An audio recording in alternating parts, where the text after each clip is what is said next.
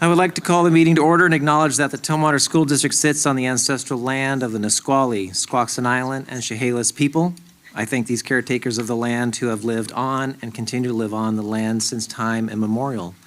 Please rise as I lead us in the flag salute. I pledge allegiance to the flag of the United States of America and to the republic for which it stands, one nation, under God, indivisible, with liberty and justice for all. Thank you. All right, before we begin, I would like to remind members of the public that if you wish to address the board during the public comment portion of the meeting, you would have needed to fill out the public comment form available on the district website by 12 p.m. on the day of the meeting. Time for public comment is limited to ensure that all who are interested have an opportunity to speak. A person initiating public comment will have a maximum of 3 minutes to present. Up to 30 minutes will be reserved on the board agenda for public comment. If you're unable to share your comments and concerns because of the time limit has been reached, you are welcome to sign up for the next regular board meeting or email your comments to the board and/or superintendent. Contact information is on the district website. Superintendent Meyer, have there been any changes, additions to the agenda since it was published? There have not. Since there have not, all those in favor say aye. Aye. Aye. All those opposed say nay. Getting in my practice with nay. We talked earlier about that. Okay, we'll now move on to the minutes review. Has the board had the opportunity to review the minutes from February 23rd and March 9th? Are there any changes? I don't believe so. All those in favor say aye. Aye. Aye. All those opposed say nay. Minutes approved. We'll now move on to the consent agenda. The board has had an opportunity, to review the items on the consent agenda? Yes. Yes? Yes? All right, all those in favor of approving the consent agenda as it appears, say aye. Aye. All those opposed, say nay. Boom. Thank you. We'll now move on to recognition. Superintendent Meyer, please take it away. All right. This recognition is a proclamation from Governor Inslee. So I'm going to read it to you. It's for Washington State retired school employees. So, whereas Washington State recognizes the accomplishments of all retired school employees, and whereas it is important to acknowledge the importance of educating and assisting school retirees in meeting the special challenges retirement brings and work to improve their general welfare, and whereas school retirees and organizations like the Washington State School Retirees Association aid in advancing education by supporting high educational standards, and whereas school retiree organizations such as the Washington State School Retirees Association promote group and individual involvement in charitable projects and activities, sponsor scholarships, and maintain interest and participation in educational and community activities, and whereas retired educators are encouraged to remain active in the education profession through volunteer activities associated with learning. Now, therefore, I, Jay Inslee, Governor of the State of Washington, do hereby proclaim March 20th through 26th, 2023 as School Retirees Appreciation Week in Washington, and I encourage all people in our state to join me in this special observance. Thank you. And I have a couple others. Okay. So somebody's went on the Day on the Hill, and it was Amia's first time to our capital. Definitely not Darby's, but we had a great day. And I don't know if Amia might just want to talk a little bit about her day, but we had a great day on the hill. Lots of rain. Oh, yes. She borrowed my umbrella. So basically, I got to meet Mr. Logan again, and some of the students that you see inside the photo, there was more. We all asked questions, and I didn't ask anything that day because the students that asked the questions, they were like questions that I sort of had a question to, and they were all really good questions. So I was just like there, just listening and to what people had to say and the other students had to say and ask questions about. And I saw the Capitol was very nice inside because it was my first time being inside the Capitol. So I was very excited, and it really opened my eyes to like what type of things happen inside the Capitol. And sitting in like the meeting we first went to was pretty interesting because you could talk one-on-one with the people that were there, and I think that was really nice to have that opportunity to see that, and also seeing the procedures happening inside the Capitol too. That was really cool because they had everybody's names on the wall, and it was nice seeing that. And it was very cool. Sorry, it was very You actually saw a bill passed while we were there, and she's referring to the voting monitor. So, thank you for going with us, and thank you. I also wanted to say I've been in a few classrooms, and this was a sight word reading day, which was super fun to watch at Peter G. We have had so many music events. I just happened to see someone in her music event Tuesday night at a combined event with Black Hills High and Tumwater High. There were some solos and duets, super fun. Was that Jeff's son? Mm-hmm. Okay. And that's Michaela's son, Eddie. Oh. Yeah. And it's hard to get a picture from way back. They look a little foggy, but there wasn't fog on the stage when we were there. And TVA just recently went on a field trip to the Science Dome, and their principal, Jody Halterman, had sent this to me. And then I had these two little visitors. Their dad happens to be our high school basketball coach for the boys at Tumwater High. And they spent time in my office, which was super fun. That's it. Okay. Thank you, Superintendent Meyer. We will now move on to student rep reports. Students are invited to share any significant upcoming events or other news about their schools or programs. Okay, so for my school, so update on like the ASB pickings out and stuff like that. We have 2 teams, and so far they had a meeting today during academic intervention to discuss like important ASB topics for next year. Like for the 2 teams that are going to be participating in the running up for next year. And then tomorrow we have a sports assembly, and like the pep band's going to be playing there, so I'll be playing there too. And then the musical cast, we got the list back, so after the auditions, they have the list posted on Instagram and things like that. I just felt like, because I don't have social media, so I didn't know until like my friend who has social media had it. So if you didn't know, no. And then our FBLA is going to state it from April 19th through the 22nd. And then also about the musical, it starts on May 11th, 12th, 13th, and then 18th, 19th. It's working the musical. So, yes. It's going to be really good. I guess some insight about that. It's like,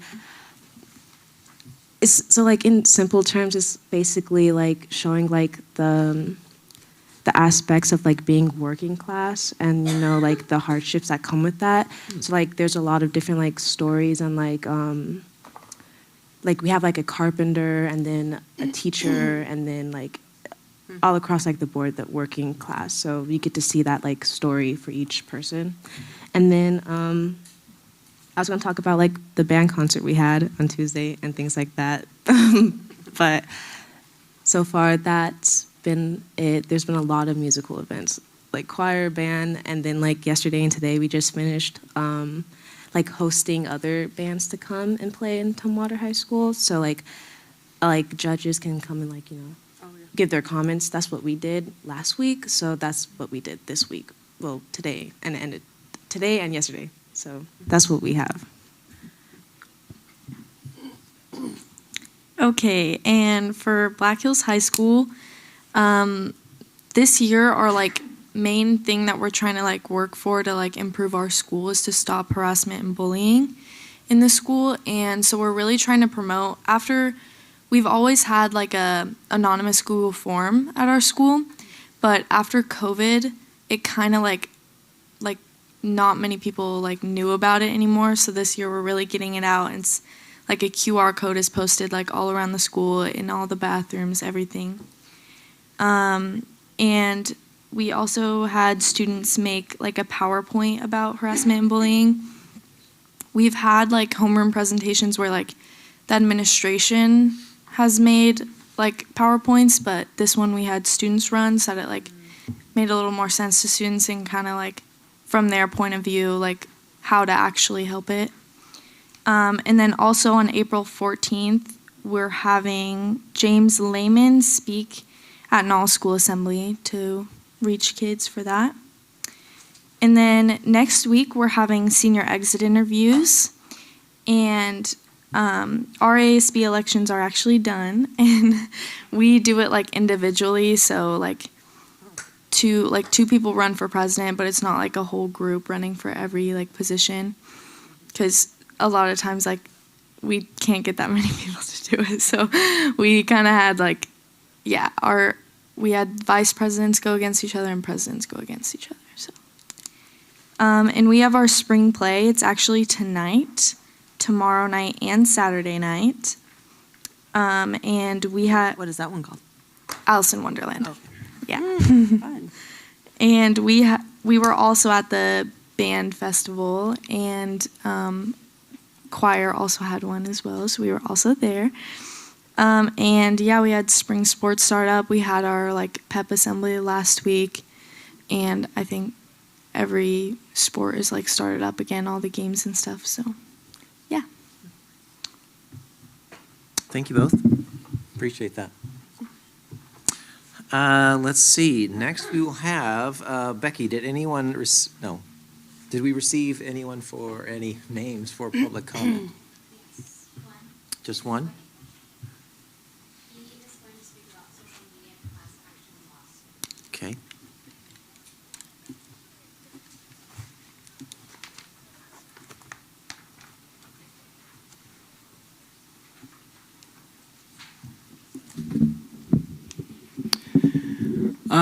Good evening. Thank you for allowing me this opportunity to speak to the board. First of all, I want to say I love our student reps. You guys are you girls are awesome. You ladies are awesome. It's always fun to hear your reports. I want to urge the board to support the district's participation in the social media litigation that was discussed at a previous board meeting. From a teacher's point of view, one of the statements on the resolution is, whereas research confirms that excessive use of social media is associated with the increased rates of depression, anxiety, low self-esteem, eating disorders, and suicide in youth. And that's really the crux of what I see of this lawsuit going forward. According to the resolution here, it's not going to cost the district any money at all unless the law firm recovers some kind of damages from the social media outlets. These people are preying on our students. And if if classroom teachers, you ask a kid to put their cell phone away and it's like asking them to give up a kidney. It's just amazing. They're addicting our kids to social media. Kids have a tough time putting things away. I asked my kids the other day, how many people sleep with their phones next to them?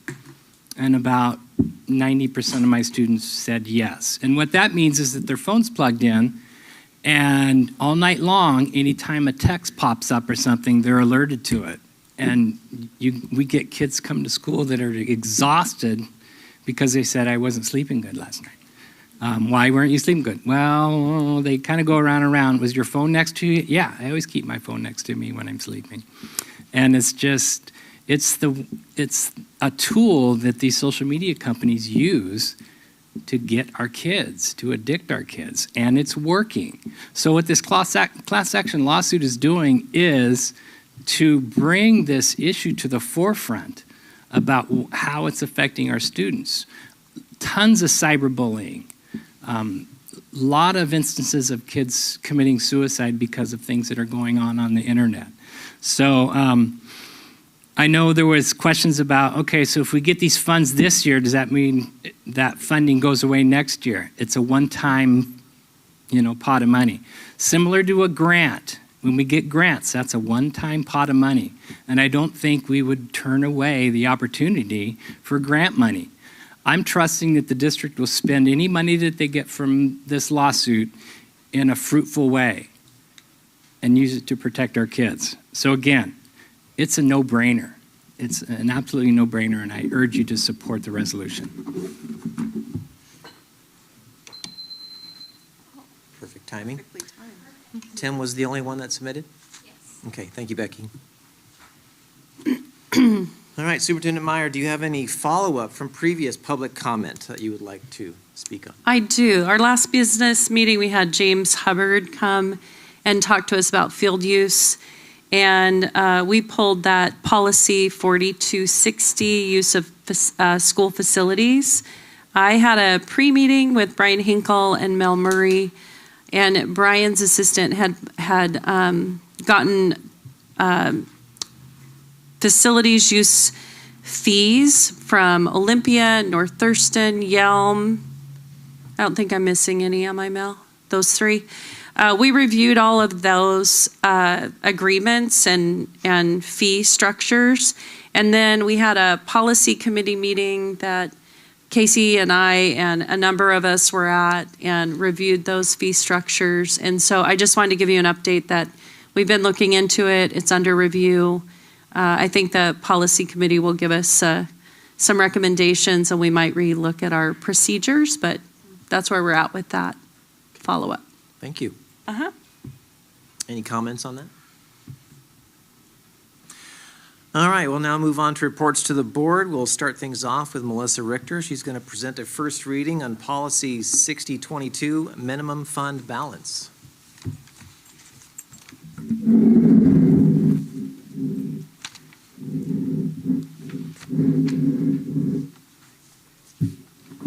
Good evening. So this is going to be a first reading of policy. So this is going to be a first reading of policy number 6022. Have you all had a chance to view it? Yes. So we've condensed it down. We've updated the language. In the first paragraph, we included the bond rating since our minimum fund balance policy plays a large role in our bond ratings. And then we also condensed the next piece down and reworded the second paragraph to include, in regards to those portions of fund balance that are spendable, that are in spendable form, but not legally restricted to their use from outside sources. In the second paragraph, and this was a piece out of the last page under unassigned fund balance.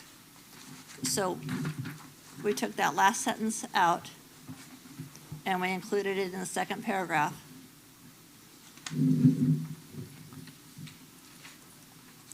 To condense the whole policy down to 2 paragraphs.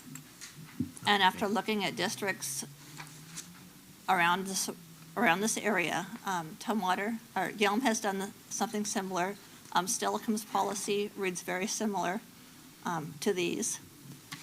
We've also addressed the percentage of fund balance. I recommend that we raise it to 6% this year. Going forward, I think that it needs to be looked at again. After reviewing with with WASDA, the ESD, Moody's. They each have a different recommendation.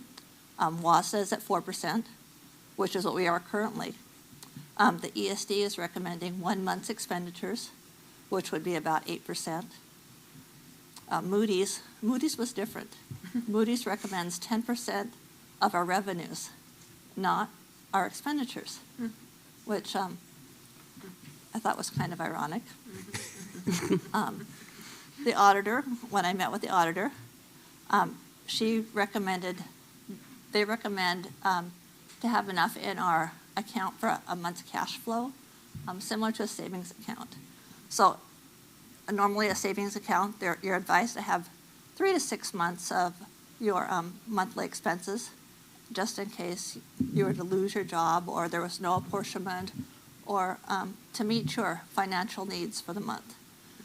Right now, our fund balance at 4% is a little over $4 million, and our monthly expenses are $8.5 million on any given month. Our payroll is about 5.2%, or 5.2 million. So that doesn't even cover what we would pay for a month's payroll. We would have to pick and choose what bills we pay. Just coming out of this last pandemic, we were really lucky that nothing was delayed in our funding, because apportionment could have been delayed for a month with businesses closing down. And if that would have happened, we would have had to have picked, what bills do we satisfy? So I think it's really important that we work towards raising our minimum fund balance policy. We need to have enough in our account to pay a month's bills in case apportionment is delayed a month or even days. It comes down to, I look at our apportionment every month when it comes through, because it posts a few days before the end of the month, making sure that it's going to hit our account before payroll and everything else does. And that's not a way to run a business. We need to be fiscally responsible.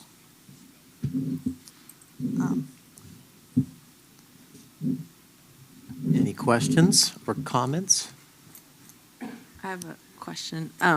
Superintendent Meyer, since we already heard this, why is this on first reading and not on second reading?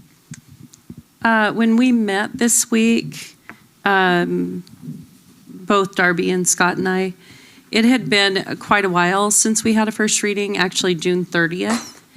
And so, and we purposely delayed this because we wanted to monitor where we were at, what percent we were at throughout the year. And we've been watching that really closely and sharing that with all of you. And so, because it had been a long time, the ask was to bring it in as a first reading. Okay, because of time, not because of the... Right, June 30th was quite a ways ago. Okay. And we really just hadn't really hit the refresh button on it, so that's why. Thanks. I have a couple questions. So I actually didn't remember this at all. Was bond rating in the June language? It was not. No. Okay. But it was in some of the district's policies that I read that were posted online. So there was an adjustment to the June. So this technically is a first read of this particular document. And I do believe the June said at least in the second paragraph. We didn't have a percent figured out yet. You didn't have a percent figured out, and it said a commitment of at least. And I crossed out the at least. And because we want a 6% fund balance. Okay. And one other question about the way it's worded. So if I understand correctly, the way this is worded is that when the superintendent or designee presents our budget for the year, it will account for 6%. Yes. But that's it. It doesn't say anything about the district will not have a fund balance that goes below 6% at any given point in time of the year or anything. It's just really about the budget at 6%. That is correct.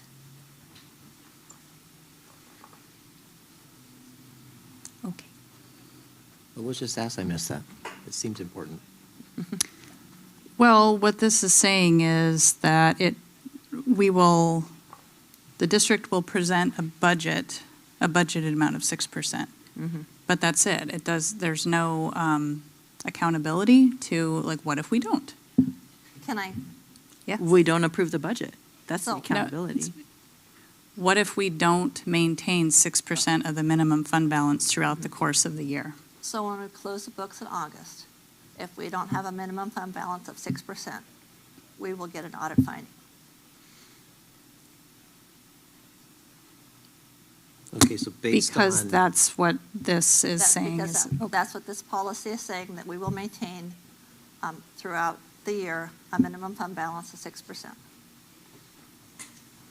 Wait, that's different. Maintaining throughout the Well- year and ending in August with 6%, that's different. I think it's the end. You are correct. We need to end the. It's our ending fund It's our ending fund balance, because there are certain months that there's no way we can maintain Yeah. that.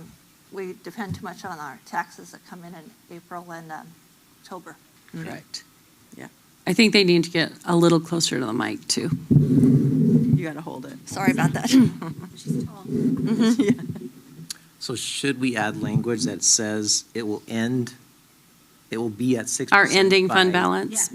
In August? Should we add We can that adjust that. specification? Yeah. Okay. Definitely.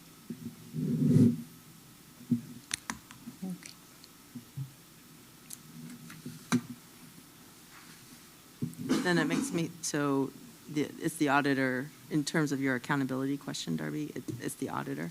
Did you want other accountability for that? I just wanted the language to be clear, that it was a requirement, not just that we would have it in the budget, so. Okay. Okay. We'll have Melissa make those adjustments. So that's for this one, then we'll have a second reading. There's two trains of thought. We have second readings to make changes. Like, every time there's changes, we don't go back to a first reading. I understand we're doing this because of time. I'm just hoping that we don't do this every time there's a change after first reading, right? Okay. Then the next time, or the next thing is, I heard the recommendation, so I'm expecting to see this come back next year to maybe say 7%, and then 8%, and then likely 9%, depending on where our budget is. That's my expectation, is that we would. That's our recommendation as well. Okay, perfect. Thank you. So this will become like an annual event. It'll be an annual event, yes, Yeah. about this time every year. Okay. Yeah. And this is to meet. Oh, microphone. Jill? Oh, I'm sorry.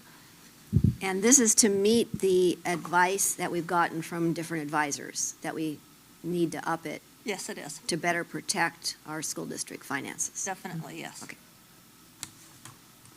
Okay. Anything else? All right, I believe Melissa's going to transition right into a budget update.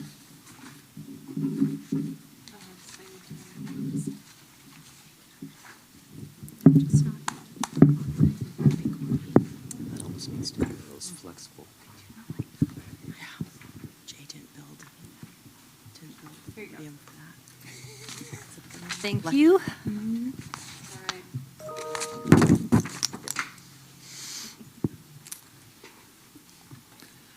So these numbers are from March. I take that back through February. So you can notice that our enrollment is continuing to decline. We've gone down to just under 6,000 students. We've been analyzing where the students are going. We lost some to Running Start. Some have moved out of state. We're still looking at more numbers. I know that there is some data available to help identify where these students are going. And we're looking at ways we can keep them in in their seats so that we can claim their enrollment.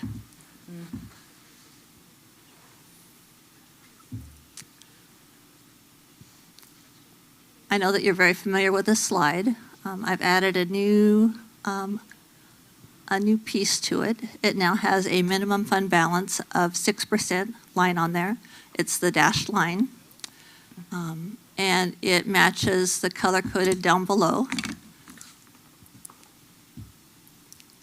So you can see by the trend line, we are still declining, but we are also above where we were the last few years, which is a very positive thing. And we will continue to follow that pattern until we get our big bump in April with property taxes. And down below, I added a new line that says minimum fund balance and what the dollars are at each one of those points. Right now, our fund balance is underneath the 4%, and it probably will be next month too. Come April, it'll go quite high again.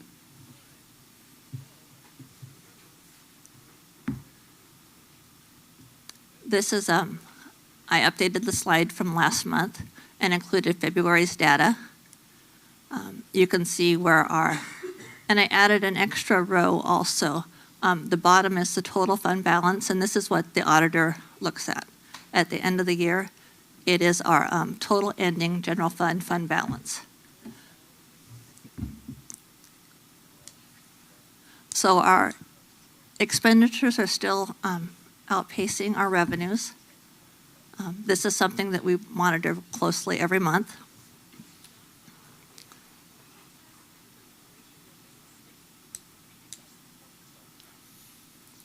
So right now we're in the process of starting our staffing for next year and looking at budgeting. We're reviewing all of the current staffing. We've been meeting as a district team to look at staffing in each one of the buildings. We've been meeting with the buildings, reviewing their staffing and enrollment with them. After looking at our declining staffing, we're advising that we do a staff reduction of 2 to 3%. We need to staff for enrollment. We've been reviewing, I need to review the guidelines for the health and safety, for the health room staff. They will not be renewing the DOH grant that has been funding our health room, the additional staff that we've needed for COVID. So Linda Moffett is wonderful, and we've been working with Linda to see what these new guidelines are going to be for this next year, to see if they're going to be, to see where we can make some adjustments and to see what kind of staffing we're going to need to see for funding. IPD right now is at 3.7%. It's not finalized. Both parties are looking at 3.7. But in saying that, I need to make sure that everybody understands that 3.7 is for our staff if it's passed through, but the state doesn't fund all of our staff. It only funds a percentage of our staff. So it only funds the prototypical model. And so all of the extra staff that we have, that comes out of our fund balance. And with a declining fund balance, we need to be fiscally responsible on how we're funding. It's also my understanding that if you have a staff that is very experienced, this is not funding that experience level. Correct. Which also comes out of our pocket, so to speak. Exactly. Yes, it does. That's a good point. All Can I right. ask a question about the reduction in staffing? Do we know what our typical attrition is every year? This year, actually, we have quite a few retirees, and we have staff that have already turned in their resignations. And I think that through attrition, we're going to be okay. Yep. We're looking at about $2 million right now. So I think that.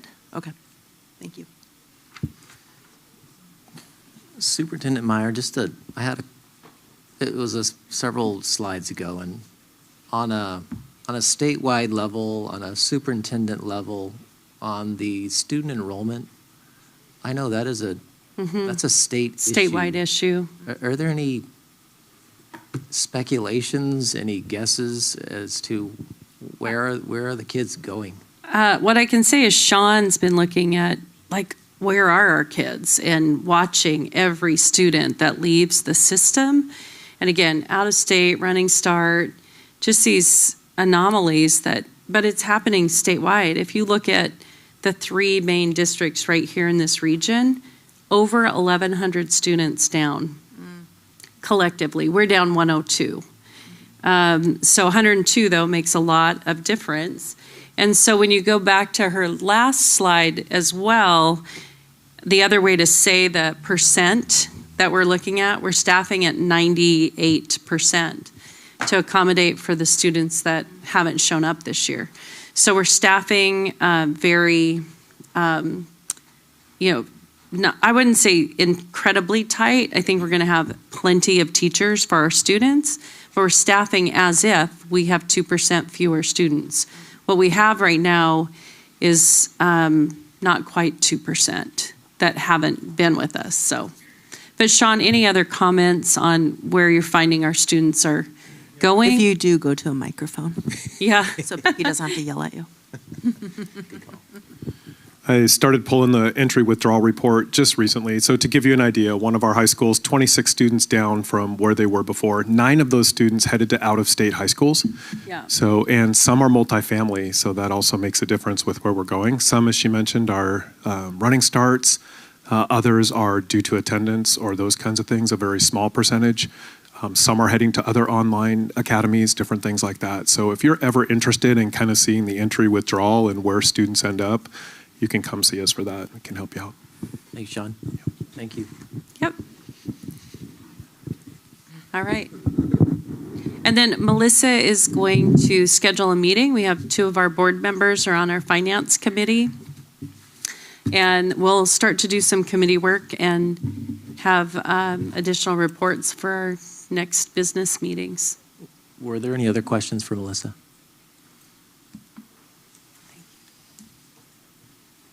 Thank you. Okay, let's see here. We're now going to transition to Dan Reich, who's going to give us a presentation about technology. It's been a while.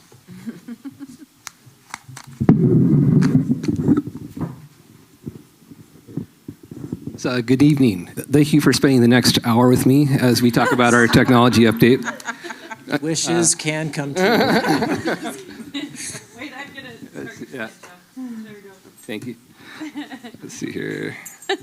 So I wanted to start by first recognizing the staff in our technology department. I am very blessed to work with this group of people. I hear many times them referred to as rock stars. And even recently, one of them has been referred to as a godsend. And so that's our new level of our support in the district. The next group of people is our district technology committee.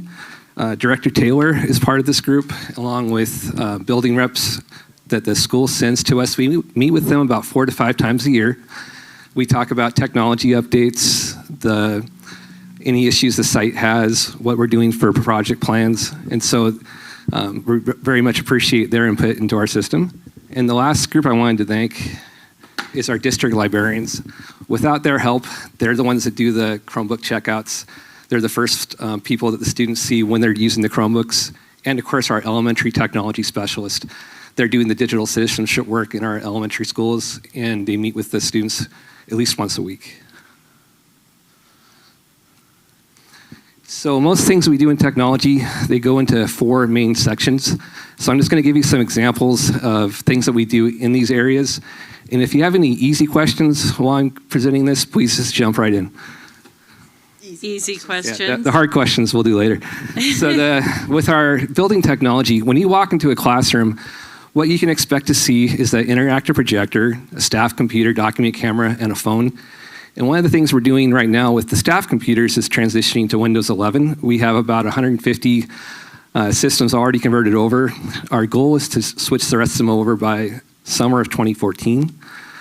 If you go into an elementary classroom, you'll see in grades 2 through 5 a Chromebook cart with at least 30 Chromebooks. Kindergarten and first grade classrooms have 24 Chromebooks and an iPad, or sorry, 10 iPads. And a little project that we just did with them is in our technology committee, we talked about, hey, we have 10 iPads that we put in around 2014.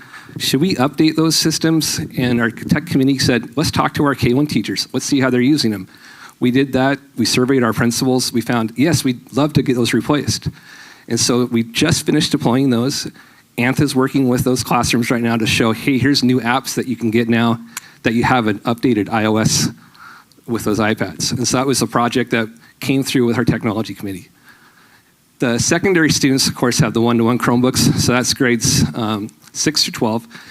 The sixth graders get a new Chromebook when they show up to the middle school, and the freshmen also get a Chromebook that stays with them through their career at those schools. Then, of course, you're going to see computers in the CTU programs that, or a Chromebook doesn't work out for what they're teaching. So Brian does a lot of the purchase, or I work with Brian to purchase laptops and desktops to support the CTU program. With Chromebooks, we do have damage. And so we're getting better at what we had in the past. We actually are down about 100 repairs from what we had in the previous years. But the biggest problem we have is the broken screens at both middle schools. They're getting better. I know they're making it a point of emphasis to talk with the students. But that's an ongoing issue that we have is the Chromebook maintenance. So for the infrastructure, if you remember at your January meeting, in the consent agenda, we did an E-rate bid. And so that work is for our network switches. What we do there is try to take advantage of the E-rate money to get 50% off of our bills for the network switches and access points. I try to time those up so when E-rate funding is available, we can get as much of a discount on those purchases.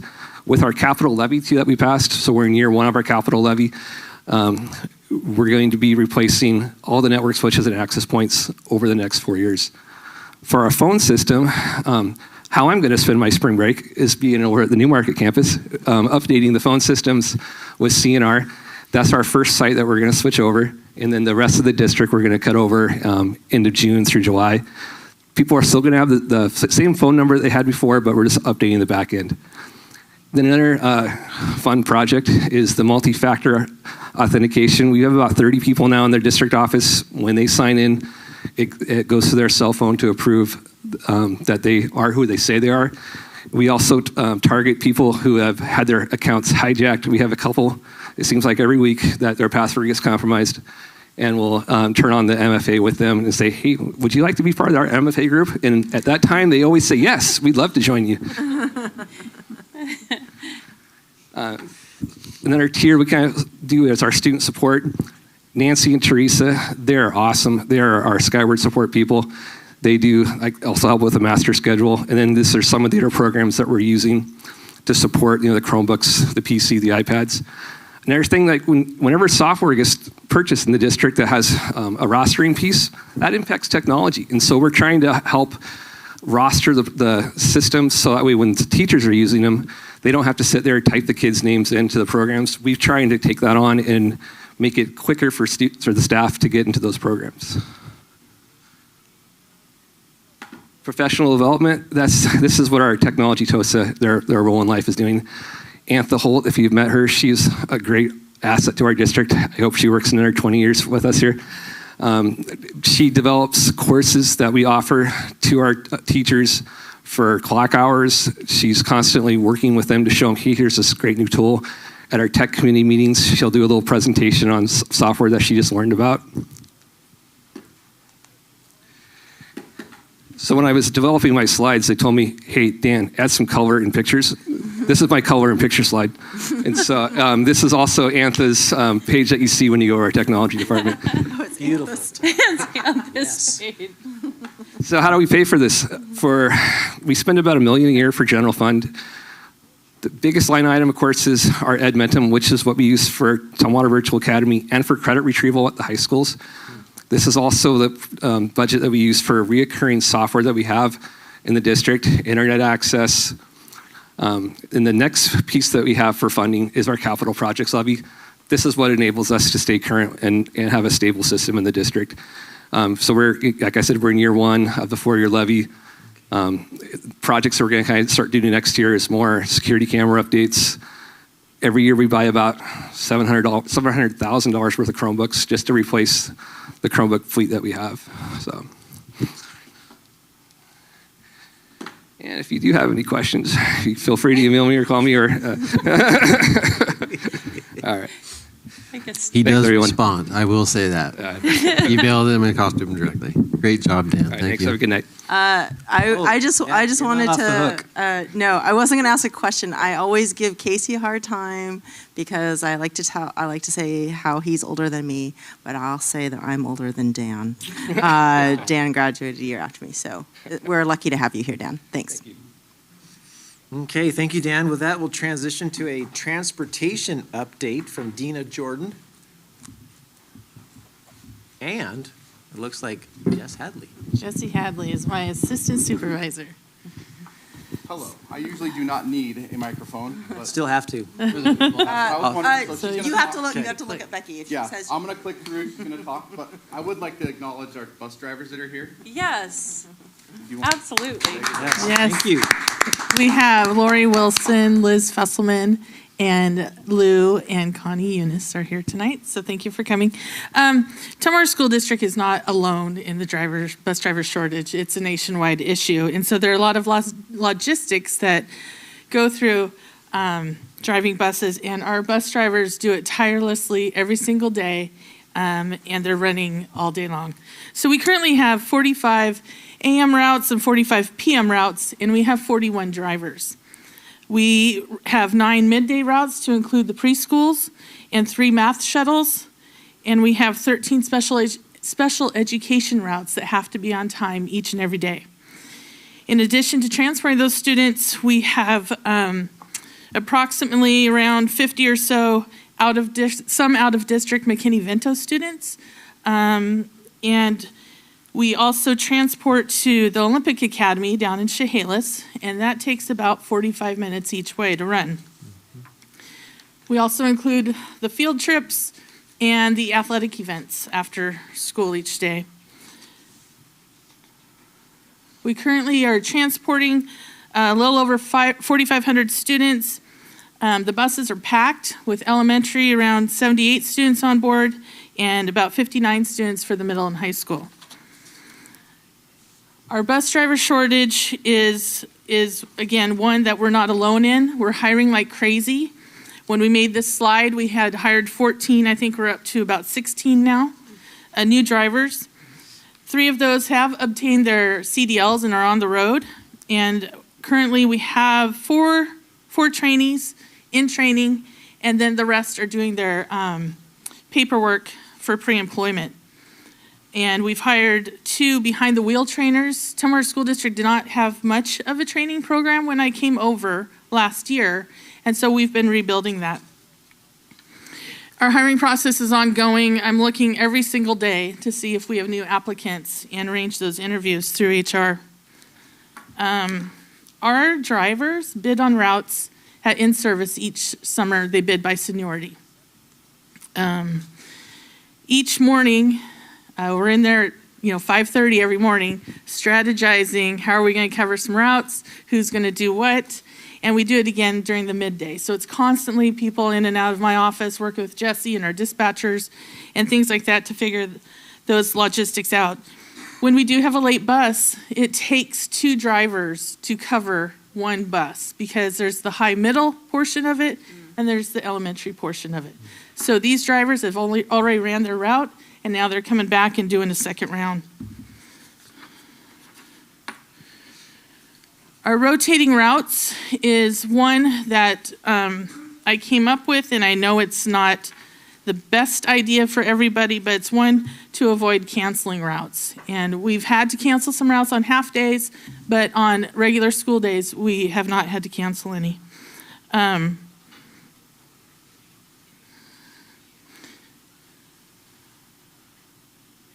We have drivers that volunteer to do these double runs, is what we call them. And not all can do them. Some have other obligations at home or, elderly parents or things like that. But we do have quite a few that volunteer to do this each and every day. And using the rotating schedule, which is on our website, we try very hard to keep it just as is the ones that are supposed to be on time will be on time. And we pull from the ones that are running late. Again, not ideal, but it's what we're doing to get through the shortage. We also have our trainees that are able to drive vans for some of our special ed students, our McKinney-Vento students, and things like that. And they've been a huge help in allowing us to get those kids to and from school on time. We send out automated calls every morning by 6:15 a.m. to indicate which routes are going to be late. And then we do it again in the afternoon by 12 p.m. so that hopefully parents have enough notice. And again, I send out every Friday night a robocall to the parents indicating which routes could run late that following week. So they kind of have a heads up and can make adjustments. We still have people that, are sick or have some sort of medical leave or something like that can't be helped, but we do have to cover for those. Like I said, I'm checking applications literally every day and calling HR, trying to set those interviews up as quickly as possible. We will be doing training through spring break. We'll be doing driver training over the summer as well. It's not easy to be a bus driver. It's not something you just jump in the bus and head out. There's lots of requirements. You have to have a Washington State Class B license requirement and passenger and school bus training. And each driver must at least have 110.5 hours of training in order to transport students on their own. That's a lot of work. They're in the classroom, they're behind the wheel every single day, and then they have to pass the CDL test, the Washington State CDL test. Not an easy test to take. We've had people that have failed it and some people that have passed right through it, but they're able to take it over and over again until they're able to pass that test. What I love about our drivers is they have, one of the comments one made was, we think of our kids as our own kids. We love them as our own. They are our kids. We do our best. And these guys do each and every single day. Like I said, they're in there at 5:30, 6 in the morning in my office. Okay, what am I doing? And so, all right, here you go. We have some fun statistics that we've gotten from our Samsara software. And I think my favorite one is that we have traveled around the globe 27 times in 1 year. Wow. That's a lot of driving. Just some other quick ones. We have 72,000 total trips traveled by our fleet just in 1 year. So those are just some things that we're going through.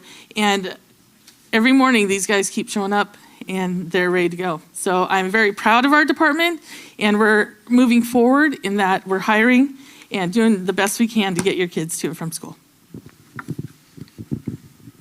Questions, comments?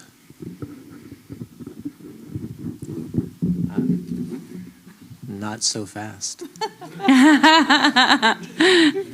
She's got a Gonzaga game to get. It's only 5 minutes into the first quarter, or first half.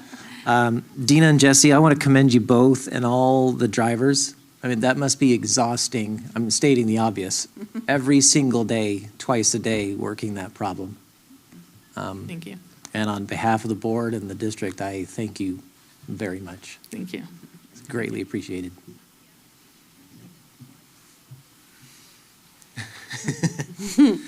Okay, Mel. You can leave it on there. You're up. Mel's going to give us a presentation on asset preservation.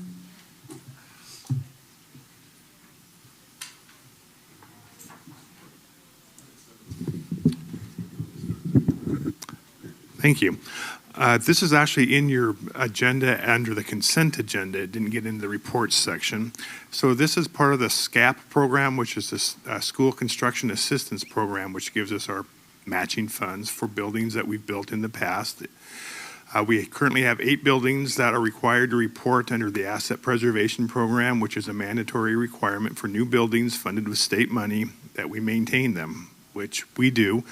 And there's a annual rating, and there's benchmarks at every year we have to hit the most important one is that year 30, when a new building, when it's 30 years old, becomes eligible again for state funding. If it doesn't score 62 or above, we start to lose funding for that building. And I think as you can see by the scores here, we are doing a good job of maintaining our buildings. It is kind of hard because if you look at, there's only like 5 different scores you can give a building, and then from excellent at 100 to good at 90 is a drop of 10 points, but from good to fair is a drop of 28 points. So those are the only options. So sometimes buildings look like they're doing great, and then all of a sudden they'll take a large drop. But there's probably about 50 or 60 different building systems that are rated using this system. HVAC, doors, windows, roofs, foundations. Every part of the building is scored, and the state's goal is to get every school building in the state on this system. The only requirement is we report this to the board every year. There's no action required. Any questions?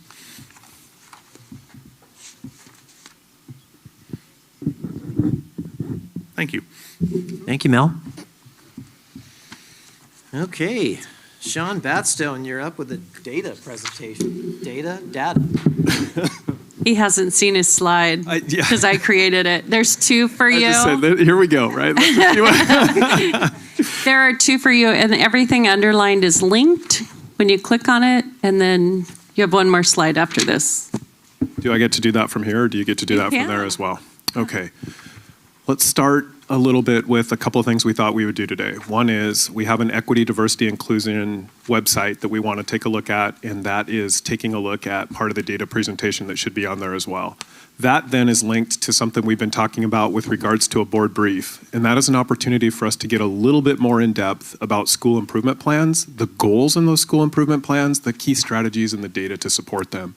And then we've been working on a variety of data visuals too. So I want to show one that has to do with transportation when we think about non-resident transfers, different things like that. So thank you, Carol. If you can scroll down for this on me.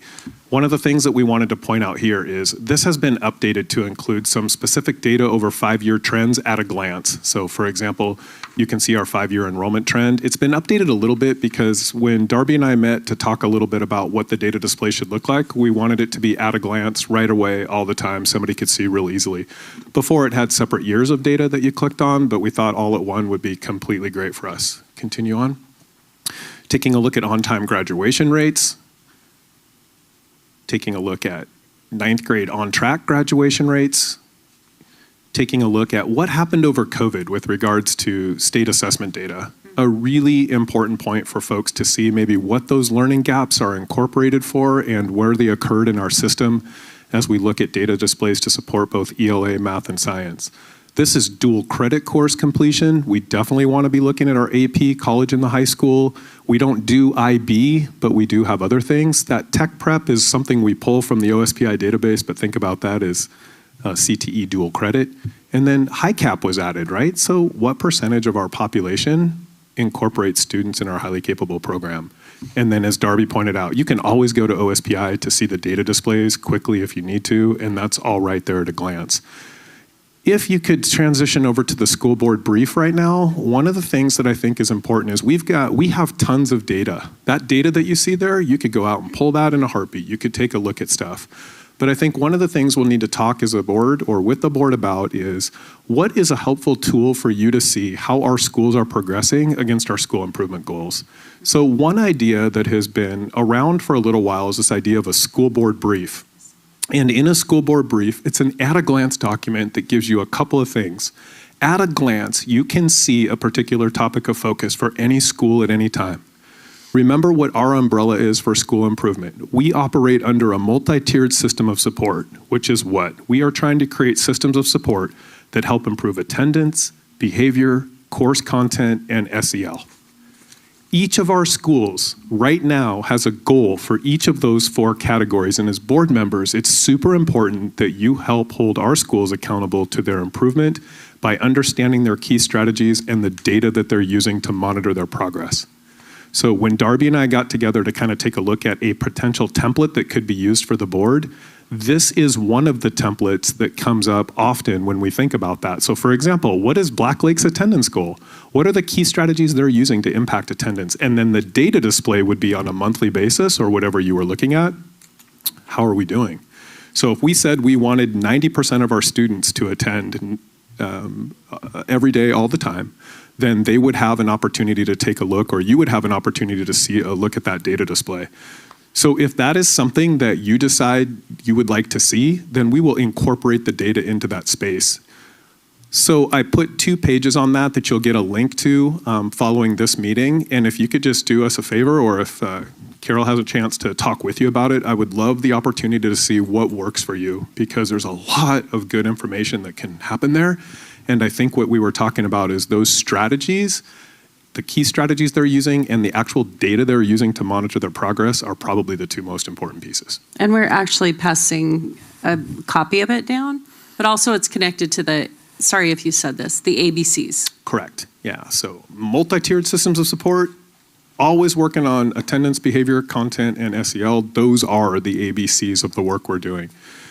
And then last but not least, I think it's a great way to look at the non-resident transfer data is always interesting, right? So we decided, Casey and I got together and we're taking a look at, I wonder what non-resident transfer data would look like if we pulled it and had data displays that we could post on our website there. So if maybe we could make those just a touch bigger for us.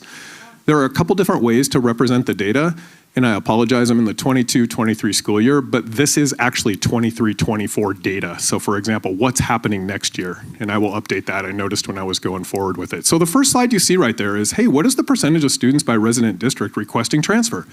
So at the time I pulled the data, we had 191 non-resident requests for transfer. And of those requests for transfer, 24% of the 191 are coming from North Thurston Public Schools. So you can see as we move from left to right, where are students coming from or going to? And you'll notice there's a Tumwater School District because 8% of our kids are leaving.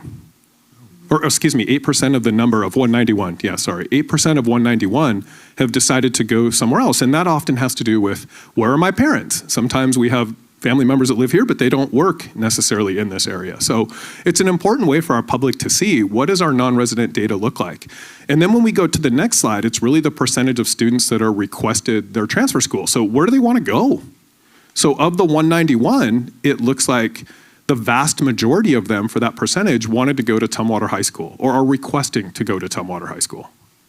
And so one of the things we have to be super thoughtful about is, do we have the seat space and the capacity to host that? And then you can see the trend line for different schools in there. The next highest requested one is Bush, and then you go down to Black Hills, and then you go to Little Rock, and then you just go on down the line. And the last slide we have in there, because I think it's super important for us to see, is why are you transferring? So when you go to the portal and you request a transfer for us, this is the percentage of folks in each of those different categories. So 30% of the 191 said, I'm transferring because attendance in the non-resident district is more accessible to my parent guardian's place of work. Now, we have a lot of state employees. We have a lot of staff members with students, so that doesn't surprise me too much as we go down the line, and then you can see the rest of the data as it goes by. And then you have one more, sorry, I'm gonna go to one more thing.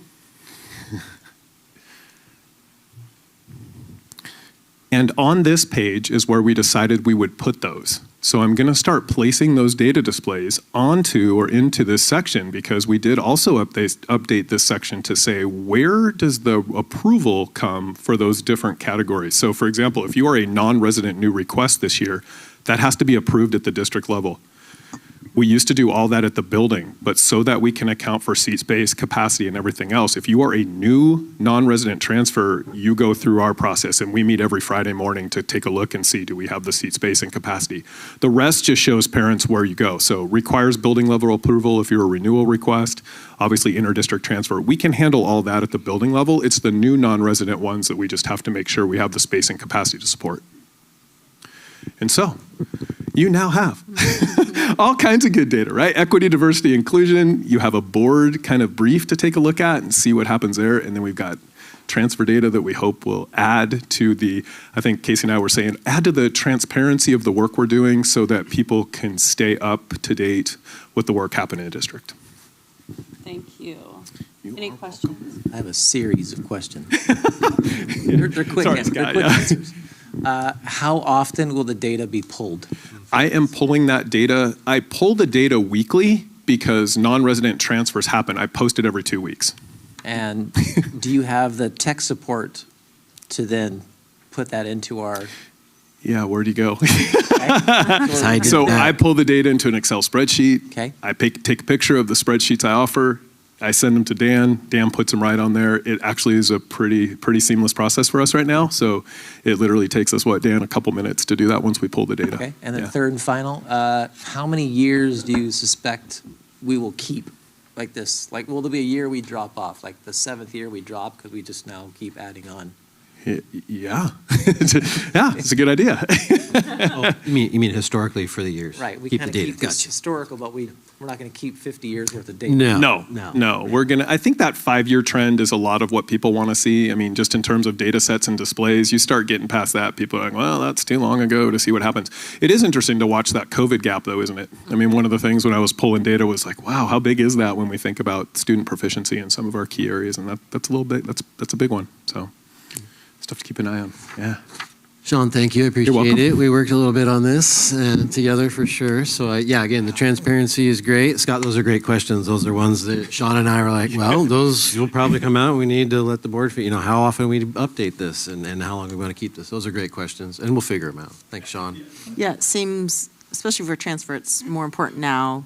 And once the school year starts, it's not as important until next season. You probably might even just a roll up maybe of the previous year, not so much down to this. Right. But yeah. I like it. It is interesting though to see that non-resident transfer doesn't stop.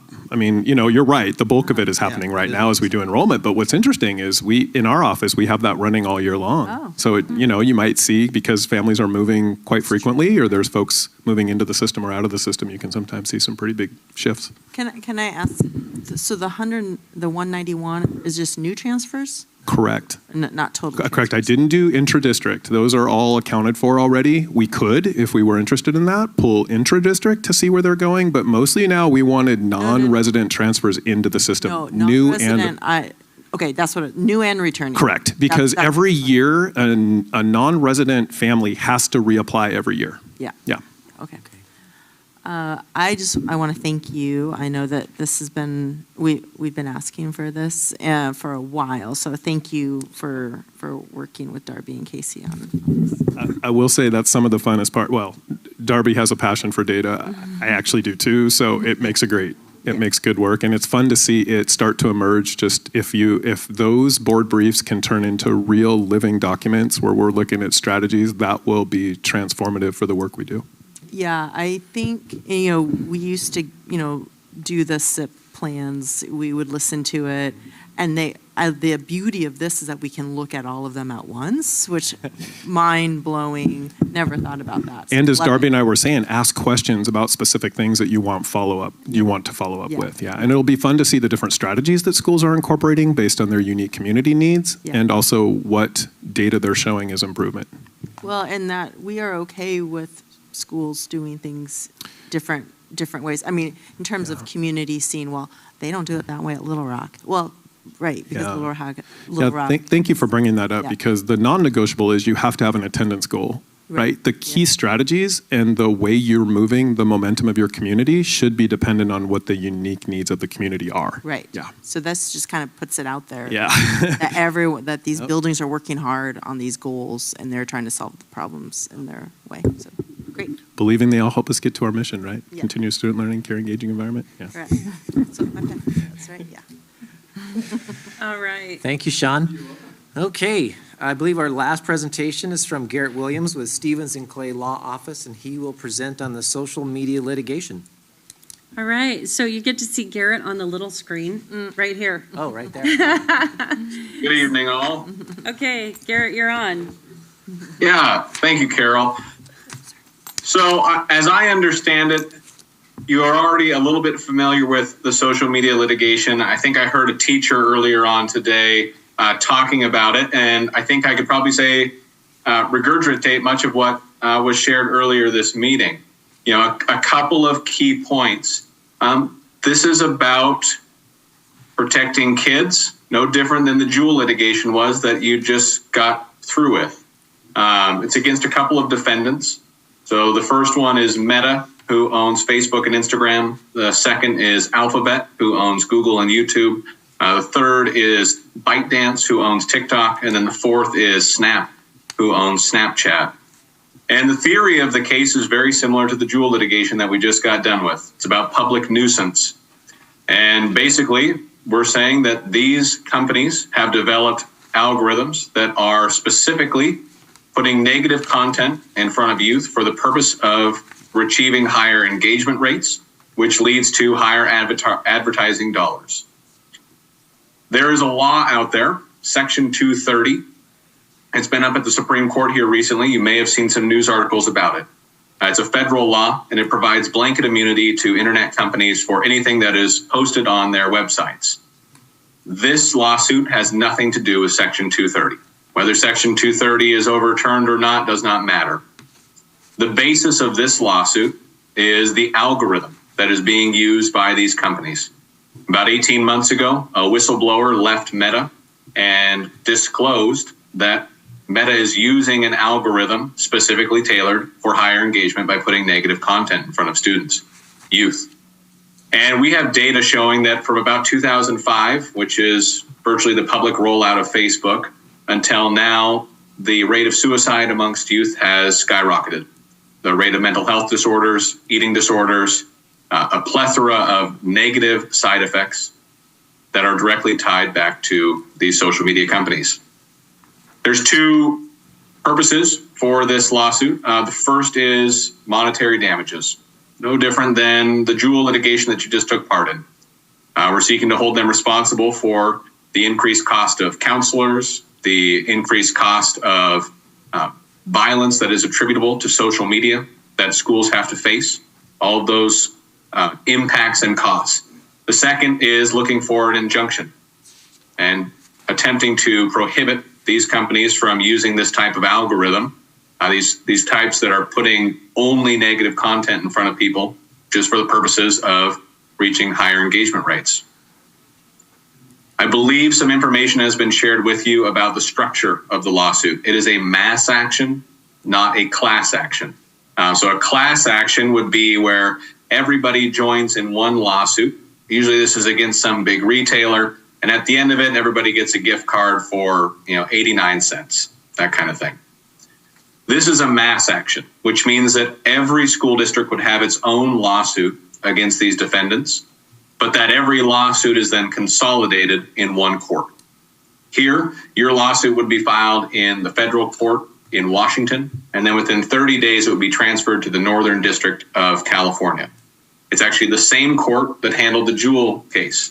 And the judge who's handling this is actually 2 doors down from the judge who is handling the Juul matter. So this is an experienced court in the sense of these large mass actions. It's a contingency fee program, so there is no upfront cost to the district. It would be a couple of hours of staff time, probably 2 to 5 hours, to fill out a plaintiff's questionnaire, which is very similar to the last litigation. We'll be asking for things like your healthy youth surveys, discipline policies, likely some discipline records related to social media, and that's it.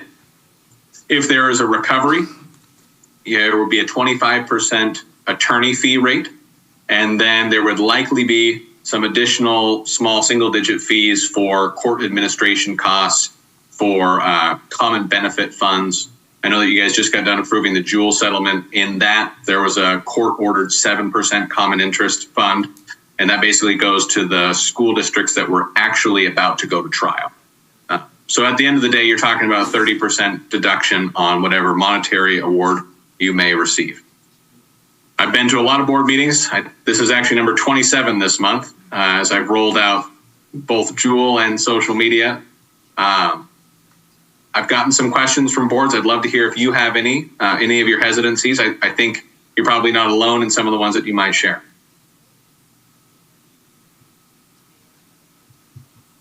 Questions and comments?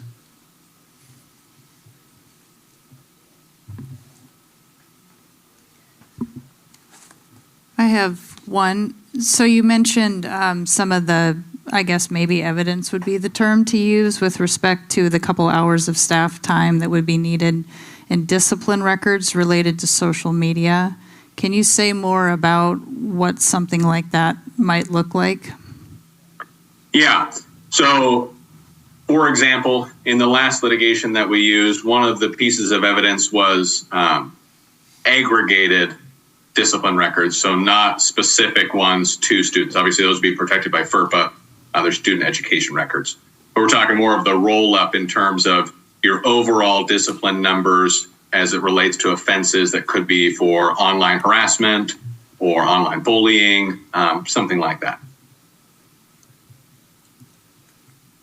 Online harassment or online bullying. Okay, so I understood it with respect to Jewel because there are policies against substance use at the schools.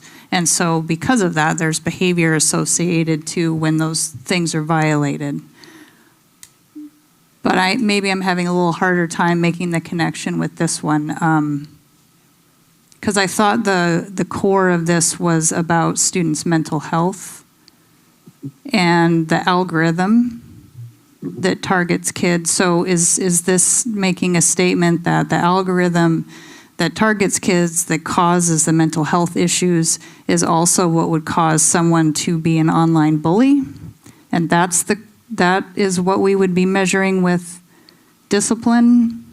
Yeah, so I'll start by saying what I anticipate would be inside the plaintiff's questionnaire would be something similar to what we had in Jewel. In that case, it was healthy use surveys, discipline records, things of that nature.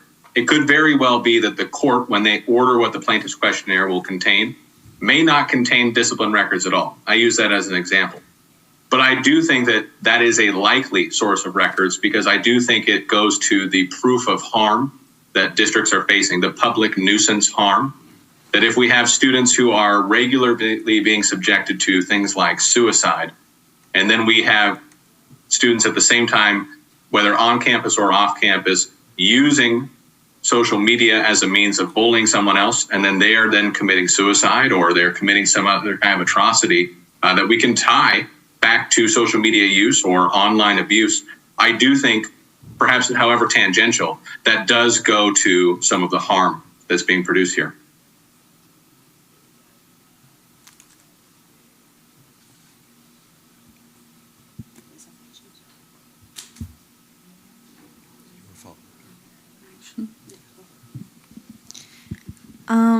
I totally support like making an impact and like showing that we care because like it is a very big problem like everywhere. But like what exactly would this be doing? Because I know that like being at school and like being on your phone, like teachers can stop you from being on your phone. But then you go home and you can go on your phone and go on social media. So I don't really understand what this would be doing. Well, I think one of the things that's the most important basis is that there are very few plaintiffs who have the ability to bring something of this magnitude against these corporations. School districts are sympathetic plaintiffs. School districts are typically the center of society within a community. You see this tonight. You guys are at a board meeting with community members. There are very few entities that can bring a case of this magnitude looking for an injunction to stop a multinational corporation from creating a negative algorithm that is purposely, intentionally, nefariously putting things like suicide and mental health directly in front of students and youth for the purpose of extracting revenue from them with their advertisers. And so I think that the reason, certainly that we have got behind this, that we've partnered with the France Law Group out of California again, is because if not the school districts, then who?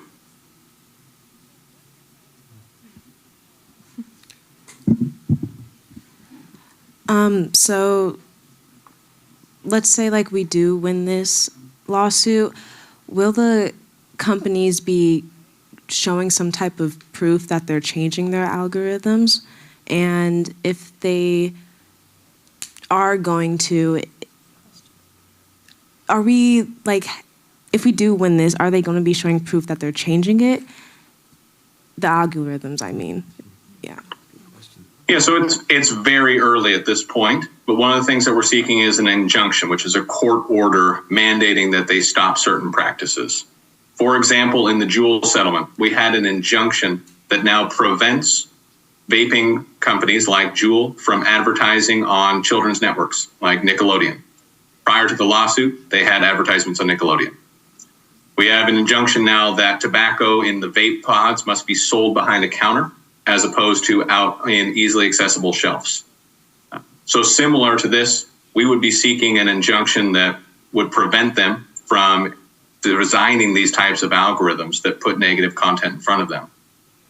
One of the things that I do want to share is, our law firm, Stevens Clay, is not a plaintiff's law firm. We've never been a plaintiff's law firm. This is now the second case I've ever done as a plaintiff's attorney. I'm at this now a year. We typically are general counsel for school districts. We represent districts in all manner of HR, special ed, PRA stuff. But the reason that we got into both of these cases is because on a daily basis, we are talking to administrators about the harms that, one, Juul pods were doing, and two, social media is having. We give student discipline presentations monthly and talk about on-campus, off-campus misconduct that subjects students to discipline for online-only content. Bullying, the famous cheerleader case here from about 2 years ago. This is just an absolute menace for administration. And I think that anything that we can do to sort of ease that burden and get the focus back on education is the reason that we're participating in this and why we are rounding up school districts to hopefully join with us. At this point, we have been rolling out the social media litigation since the end of February. We've got 19 districts that have already signed up. I anticipate we'll get quite a few more as we get through the Juul settlement and get into the ESD presentations, which will be in the next 2 months. So I'm wondering if... Mike? I can hear you.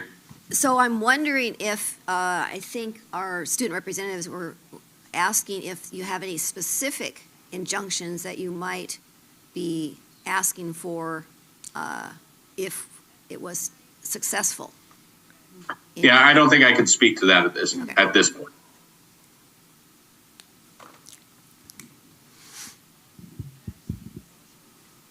It's almost like, what would be the tangible evidence that it has ceased, that something is lessening? Like taking a cartridge from the front of the counter to the back of the counter, that's very tangible. What about this becomes tangible? Sure. So, I am not a IP attorney, but in the patent context, we have lots of legal enforcement mechanisms for ensuring that companies do not infringe on other companies' patents. And software code is one of those examples of a patentable feature within American commerce. So I would imagine that certainly a court as sophisticated as the Northern District in California, which is basically right next to Silicon Valley, would develop some kind of mechanism for monitoring. But again, I'm a simple school law attorney. I'm not sure I could design that here.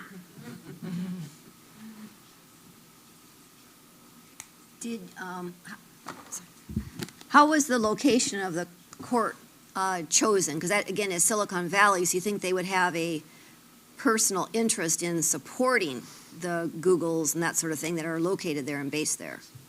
Yeah, so there's certain federal district courts across the country that tend to specialize in things. The Northern District of California, which is in San Francisco, specializes in mass actions. No different than Delaware specializes in commercial code and in corporation law. That is the reason that it's there, and no different than why Juul was there as well. One thing to keep in mind is typically a federal district court is intended to represent the nation's interests as opposed to the state's. So that's why we wouldn't do this in a state court for that exact reason, that perhaps in a state court you would have both a jury and a judge who are somewhat biased towards their home state. That's why we use federal courts for that reason.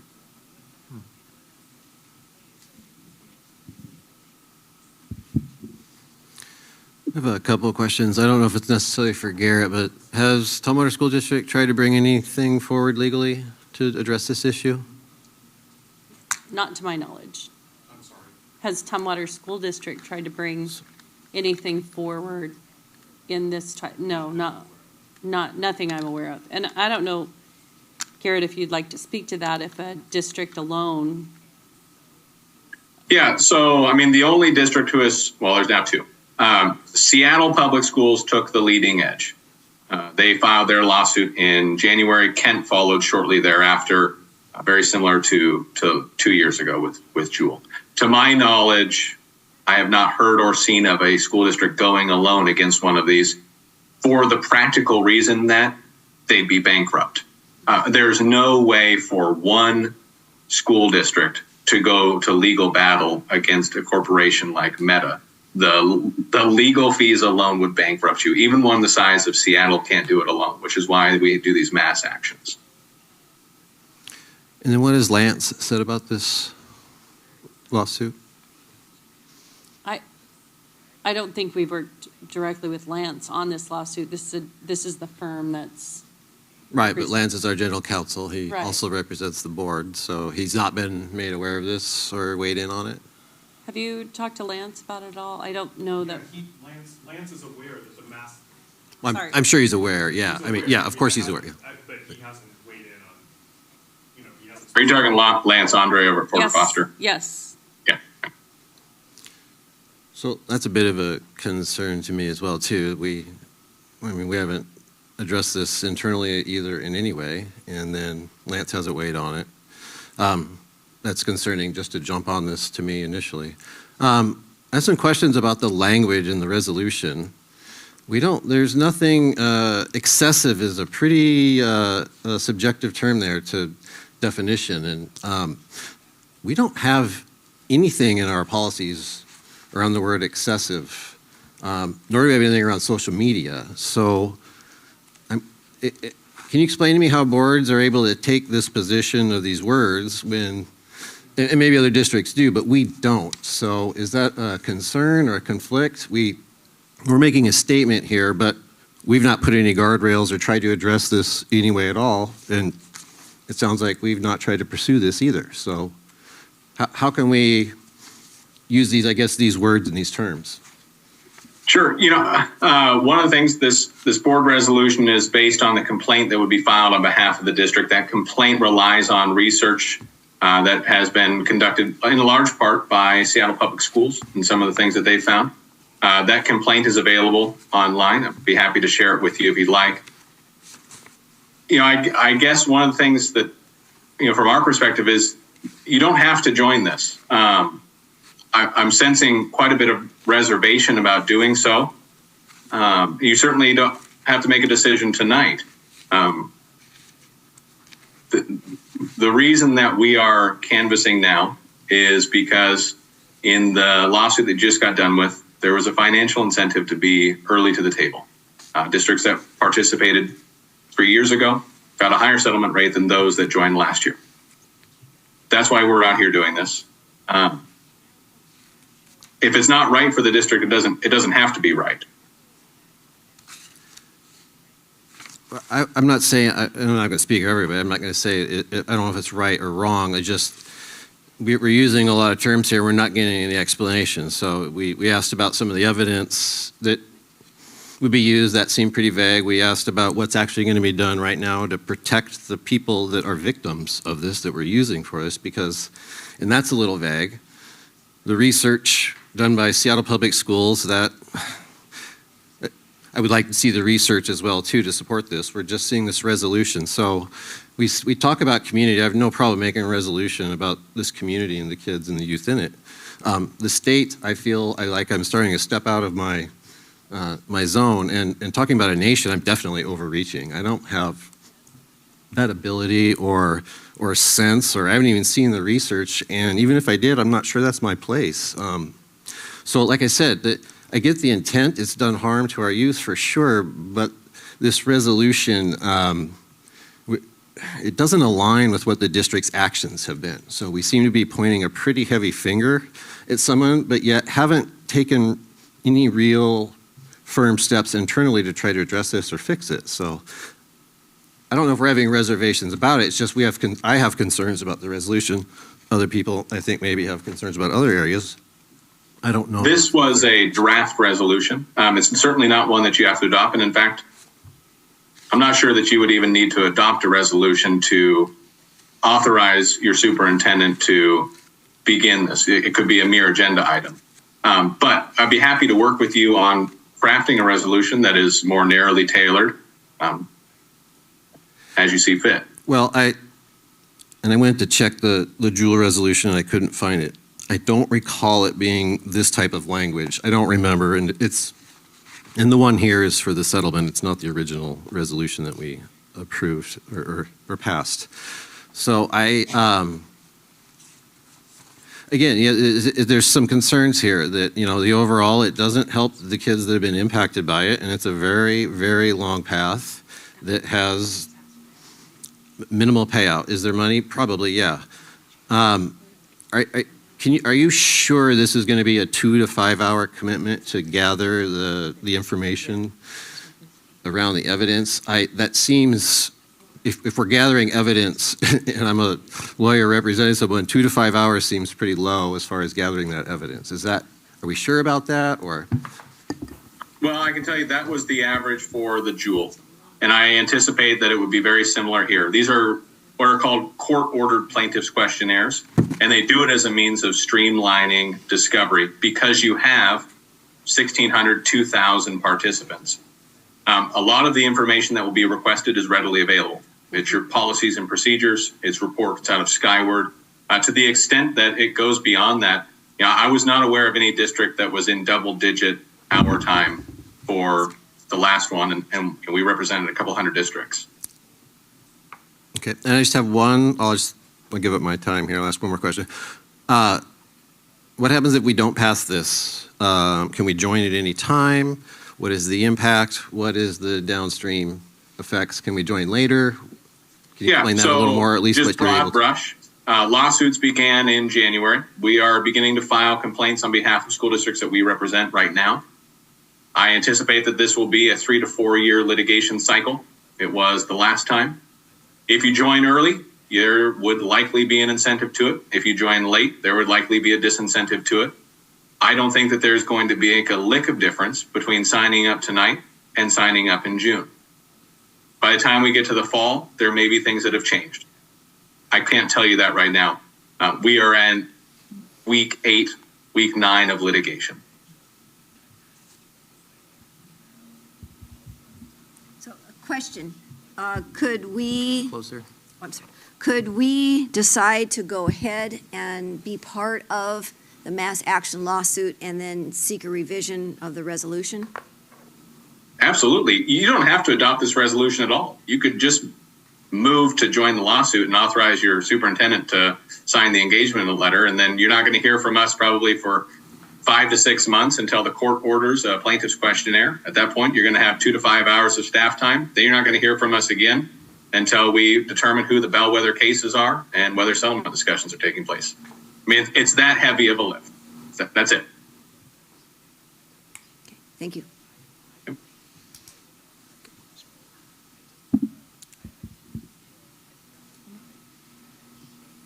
Any other questions or comments?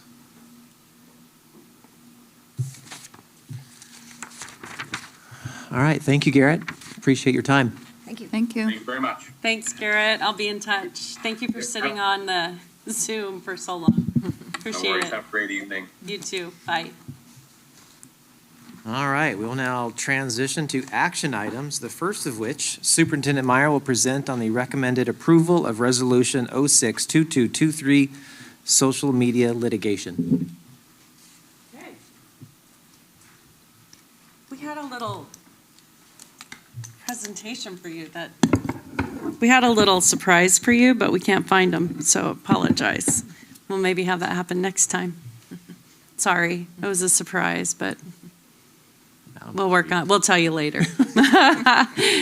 I think that you've had a lengthy discussion about this resolution, but what I did hear Garrett say is that if without passing this resolution, you could just authorize the superintendent to sign on. I also heard him say we could make revisions to the resolution if you wanted to have an official resolution. And again, I wasn't here when you did the Juul litigation and have no idea what the process was, if Lance was involved or if you signed on without his knowledge or without his stamp of approval. I just don't know. So I guess at this point, I will turn it over to you and hear your thoughts. So would, not that we're doing this right now, would we then change the motion and then vote on that motion once it's been seconded, whatever that motion happens to be? Correct.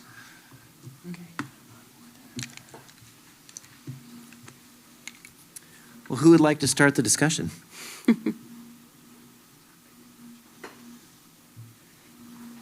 And/or who just would like to go to a motion? It's totally up to you four.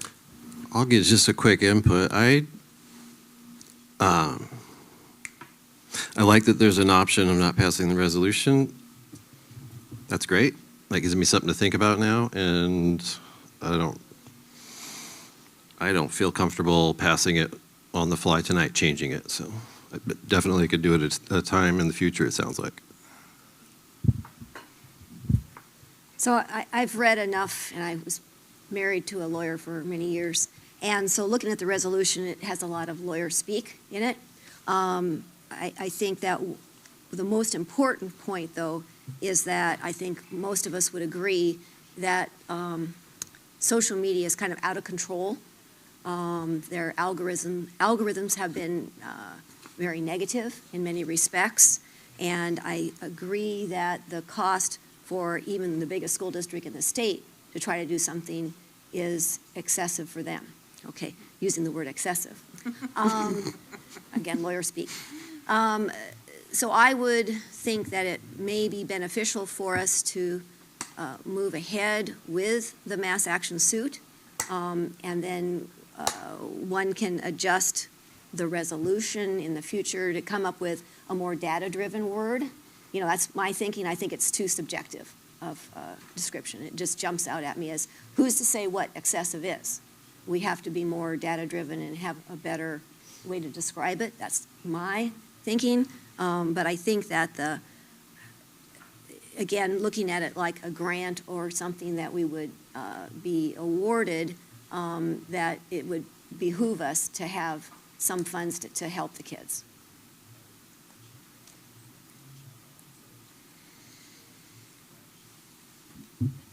That's your thinking face. It is. All right, so since we did have the opportunity to have a bit more time to think about this and hear from more people, I've taken advantage of that, read some of the comments that came to the board, listened very, very carefully to our student reps at this meeting and particularly at the first meeting. When it came up, talked to my own kids, and I am having a difficult time making the connections with respect to where the responsibility lies, and if this is something that Tumwater School District would put their name on as supporting, not from a monetary perspective, because I think that part of it is, you know, it's not going to have an impact. I thought that was a very good question that was asked, like, to what end? You know, what is going to be the thing that ends this? The reason I've been thinking why this is different than the Juul suit is Juul equals vaping. That's a very specific thing. As was mentioned, some of the data that we saw was the Healthy Youth Survey, and you could clearly see in the data how that had skyrocketed. You know, that's a public health issue, that's a, you know, youth substance abuse issue, but most importantly, that's a policy issue. We have laws and rules and regulations that once those are in place, the school has to deal with those. So that in and of itself is a burden on the schools, and it's something that's very tangible. You can make those connections to say, yes, I had this, you know, our SRO had to spend time on this specific policy violation. I don't see that same connection here. I also, the single biggest gap for me is nobody has mentioned the word parent. When I'm a parent, I have kids, I have been monitoring their use of digital devices. So we keep, these words are kind of getting all combined together in terms of mental health, suicide, cyberbullying, but then online safety and use of phones in general and use of the internet in general. And that's probably the thing I'm struggling with the most, is that as a parent, this absolves me of any responsibility whatsoever for how I, raise my children. It puts it all on someone else. And I personally am just not comfortable with that, and having basically Tumwater School District take that stand that that's what we believe. We believe that, and to some of the previous points, do we have any policies about social media use? Do we have policies? Do we have clear rules in school? I know at Bush Middle School, where my son goes, at the beginning of the year, they said that they were going to have a no cell phone policy. I think everyone chuckled, knowing full well that that was just not going to work.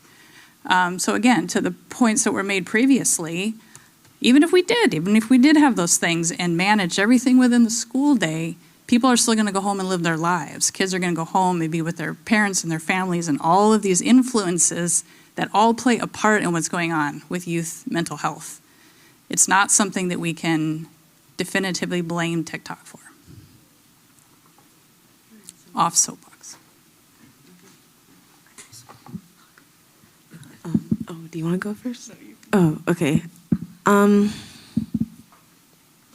Well, I know it's like obvious, but I feel like this is something that it can't be stopped in like one swift motion.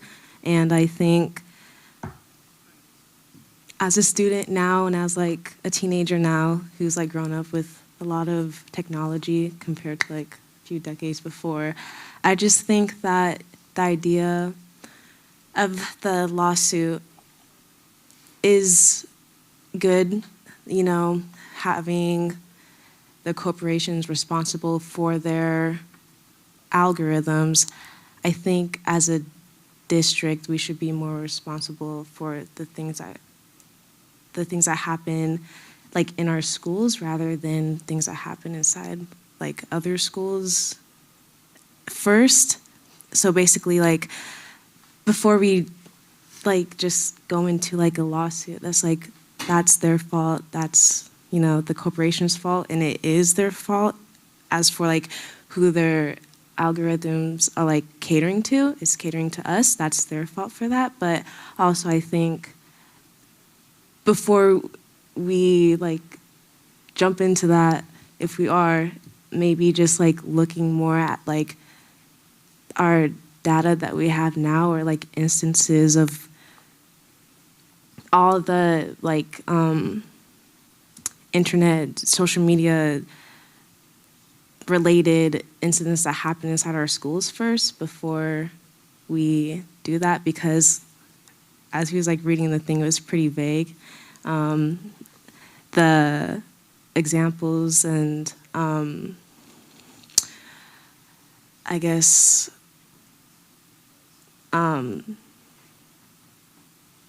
what's the word?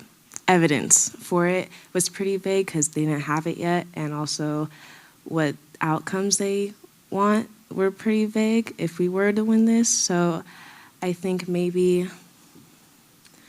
it's more hard to stop it than like just pointing a finger at the corporations. But I do think maybe having a different type of resolution is needed if we do have that, because having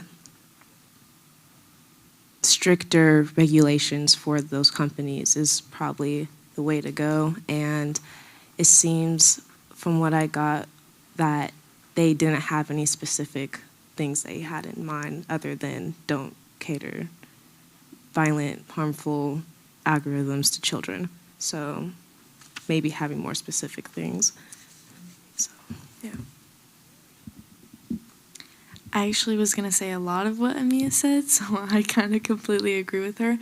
But I also believe that this is like a really good step in the right direction, in that like holding like social media like accountable for like what it has done to like a lot of our generation, and like showing people that like this is what is happening like in our schools, and like this is happening, and like, you know, we're bringing attention to it, we're bringing more awareness to it, and just like, I don't know.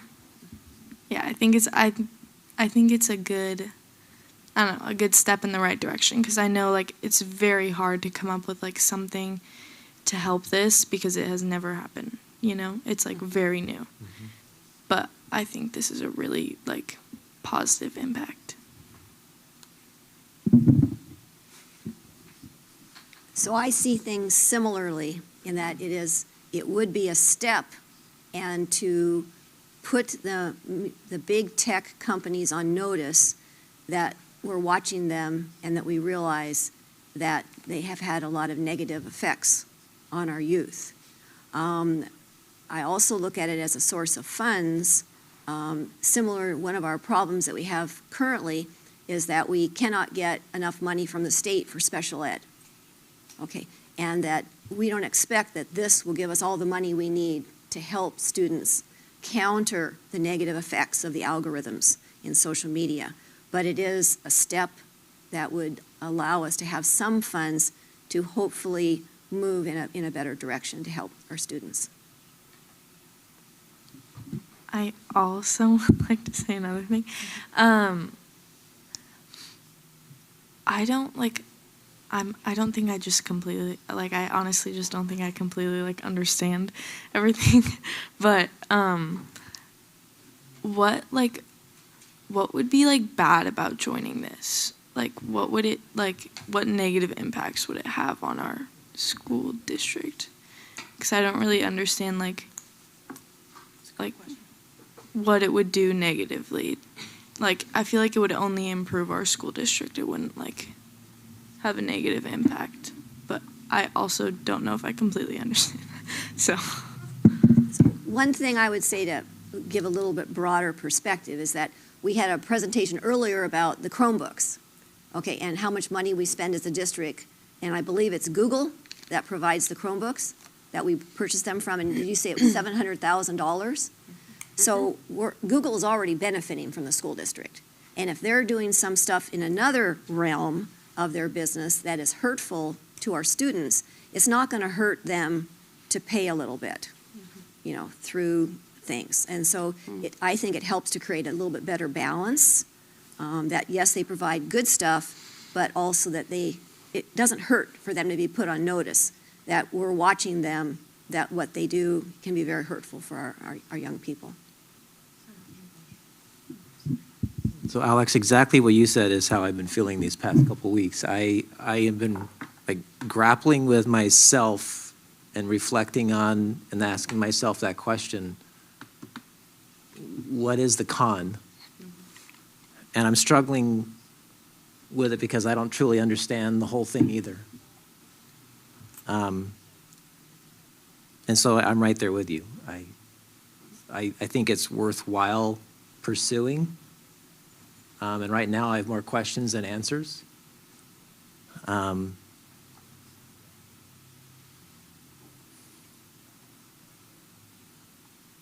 I think it's worth pursuing.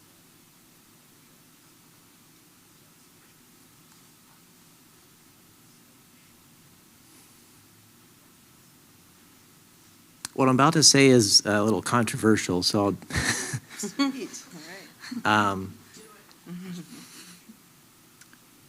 I know we all truly care about kids. And I would say we're all phenomenal parents. And this is the controversial part. And I know we do this. I have had conversations with all of you, and I know what I'm about to say, you do this. I'm trying to consider the kids that don't have good parents, that don't have parents at home that restrict phone use, that don't have parents at home that restrict what kind of use, that don't have parents at home that check on nightly use. And I always try to come and make sense of the world with analogies, and my first analogy was addiction. And there are many kids that come from good families that have strong, deadly addictions.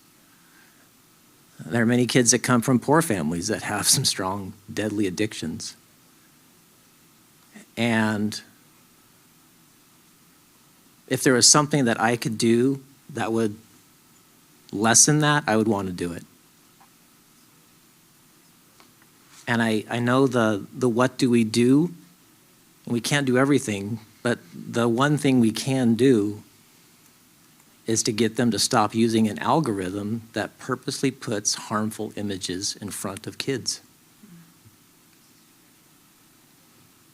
I mean, that is sickening to think that a company is doing that so that you go down this rabbit hole of just negativity. And the way they make money is all the ads that are accompanied with it. So not only is it bad enough that they take you down this rabbit hole, but those vendors, those companies are putting their ad associated with it.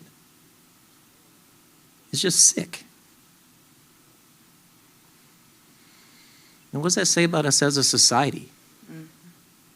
That this is what we're making as entertainment.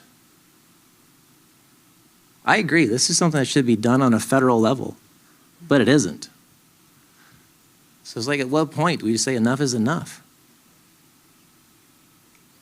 And I agree, it's a step in the right direction, and I don't even know where the steps are going, but we have to take at least one.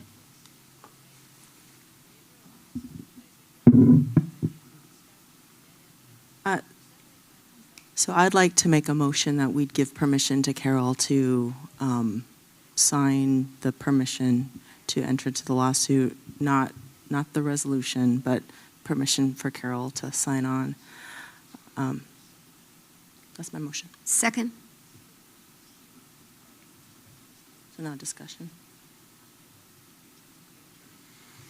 Discussion on the motion to allow Carol to pursue, to have Tumwater School District enter into the litigation, not necessarily approving the resolution as it stands right now.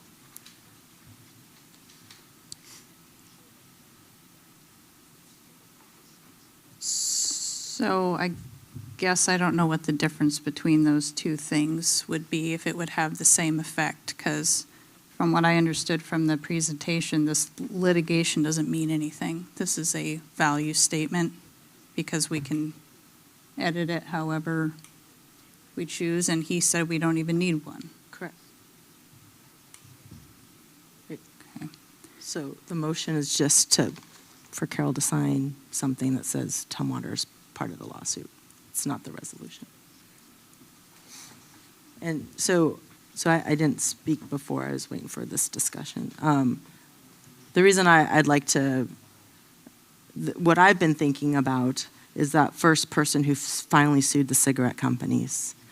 All those years ago, they were, and they were held responsible for they were then after that held responsible for doing a whole lot of things and being truthful in what they were doing.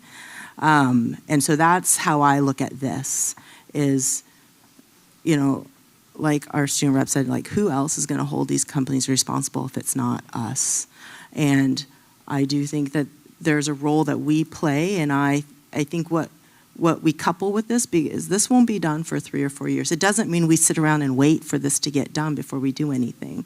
So what I hear this group of people saying is we need to work on digital literacy. We need to work on, I know that there's stuff going on at the elementary schools, but I hear about, what's going on with bullying at Black Hills High School, which I assume has some sort of social media, arm to that.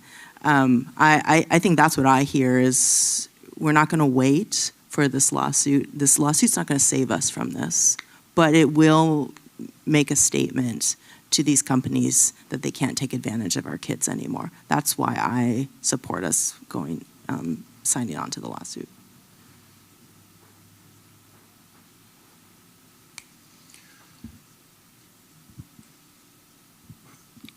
I'm going to disagree with some of the statements. I don't think it sends any kind of a statement to the social media companies. They will continue. There is nothing that's going to stop them, including this lawsuit.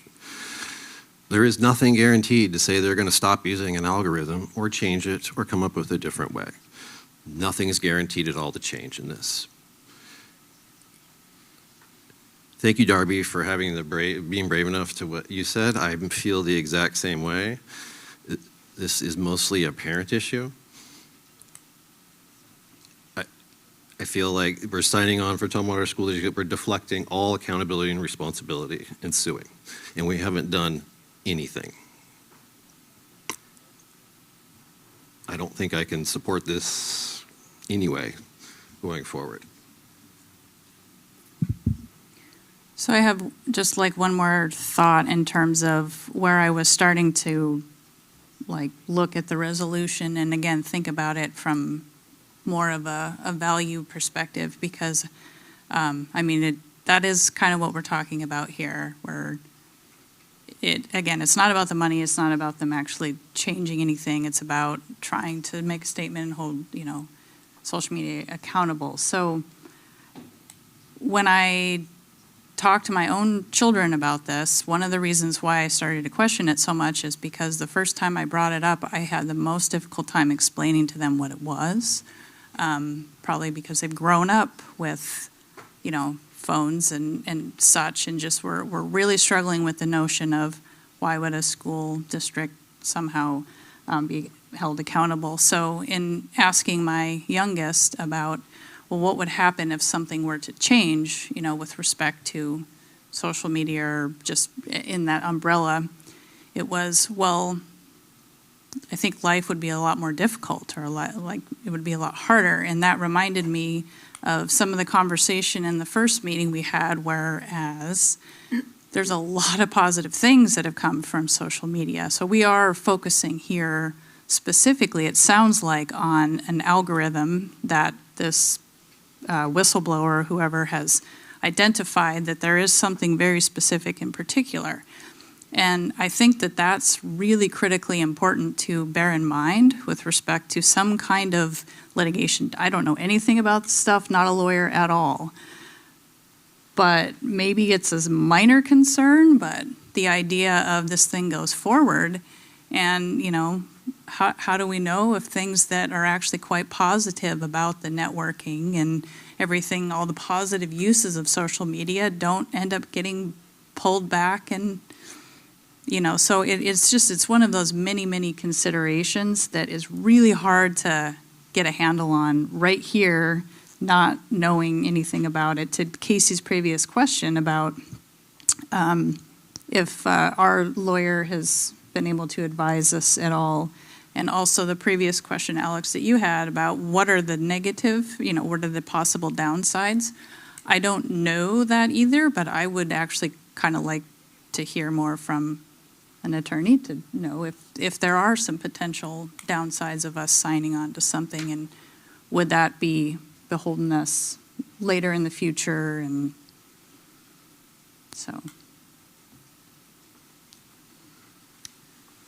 so I'm going to kind of piggyback on Scott, that most parents really care about their kids. The problem is that either they don't have enough time or they don't have the ability to help to monitor the kids' social media time. What this does, though, is I think that it would help provide just the notoriety that at a local level that a school district has joined with other school districts to present information at a broader level. So it's the power of the local viewpoint, the local vote that I see taking a position on it for the school district, rather than we can't always have top-down stuff. How long must we wait for Congress to do something? It could be a long time. But if we at a local level put a step forward saying that we're certainly not going to stop Google or Meta from doing their stuff, but they too need to have some positive notoriety. And if we make a statement against something that is bad for our students, then they're going to figure out a way to make money doing more positive things. That's the way that corporate America works. It is a joint effort between the public sector and the private sector. And sometimes, again, with the cigarette companies, they had a long ride of making money, killing people. This one here, maybe we can change their direction, even if it's just a wee bit. To me, that would be positive. I also want to say, like what she was saying, like at a local level, like showing our support for it. You guys like represent all the students in our school district too. You know, like obviously you represent like, and you want to help like all the parents that like can't like help their kids understand like what bad parts about social media there are. And personally, I'm on social media, so I can see like the good and the bad, and I understand like all the positives. Like there are so many positives. Like I have fun. I don't see like a ton of negatives, but I do see it around me, like with people around me. And for students, I think this would be a positive like direction for our students. Like, yeah, like to make this announcement, like show them that like we're trying to help them, and for the people that struggle on social media, that like we're trying to help them in the best way we can currently.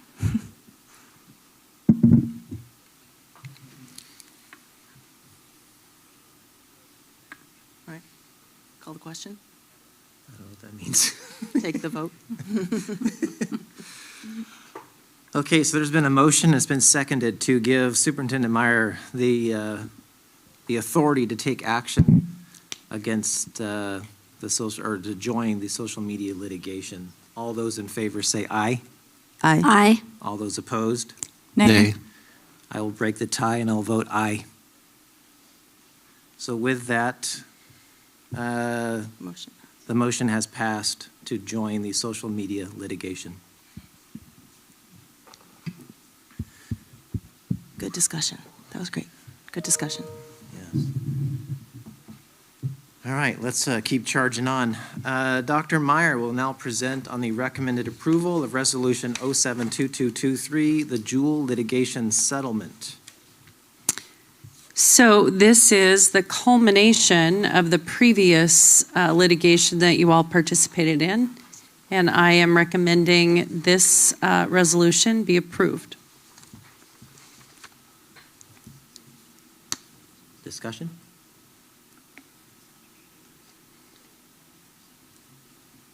Motion?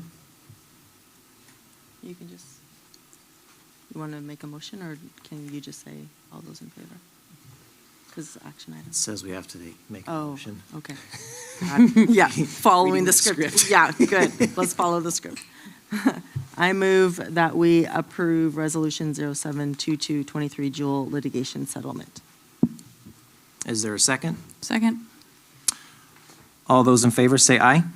Aye. Aye. All those opposed say nay. The motion is passed. Okay, thank you, Dr. Meyer. We will now shift gears to Sean Batstone. He'll present a second reading of Policy 2020, Course Design, Selection, and Adoption of Instructional Materials. All right, that policy is in front of you, and we had two other additional things that we were taking a look at. One is the opportunity to rewrite the updated procedure as part of the policy committee. Casey and the crew met to take a look at that, so that has been rewritten to align with this particular policy, which is great. I think, Casey, there was a lot of a lot of text in there, wasn't there? But it's got a rewrite and a reorganization for that, so we'll be sure to make sure that those procedures match this. And then the other one was to link up, which I'll be putting in your notes that Carol sends to you as a Google Doc link. Remember, we talked about what is the actual core adopted curriculum for our schools. So our team and student learning has been working on that document. So what you'll be able to do is click in there, see by grade level what we've actually adopted. So if you want to see an instructional material for kindergarten, you can say, this is what we've adopted in ELA, Math, Science, and Social Studies. It'll have some addendums on there. So that's going to be good for our staff as well as we look at creating an adoption cycle. So this is the same content we discussed last time with the additions that you see highlighted there. and we'd like to move or suggest this for your approval. Okay, questions, comments? A motion? I move that we adopt policy 2020, course design, selection, and adoption of instructional materials. Is there a second?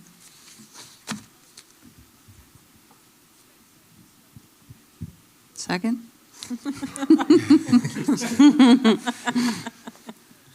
All those in favor of accepting policy 2020, course design, selection, and adoption of instructional materials, please say aye.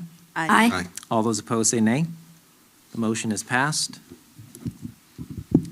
Thanks, John. Now back to Superintendent Meyer. We'll present on behalf of Chris Bergmeyer and the Tumwater School District, Griffin School District Cooperative Agreement for Educational Services to Students with Disabilities. Thank you.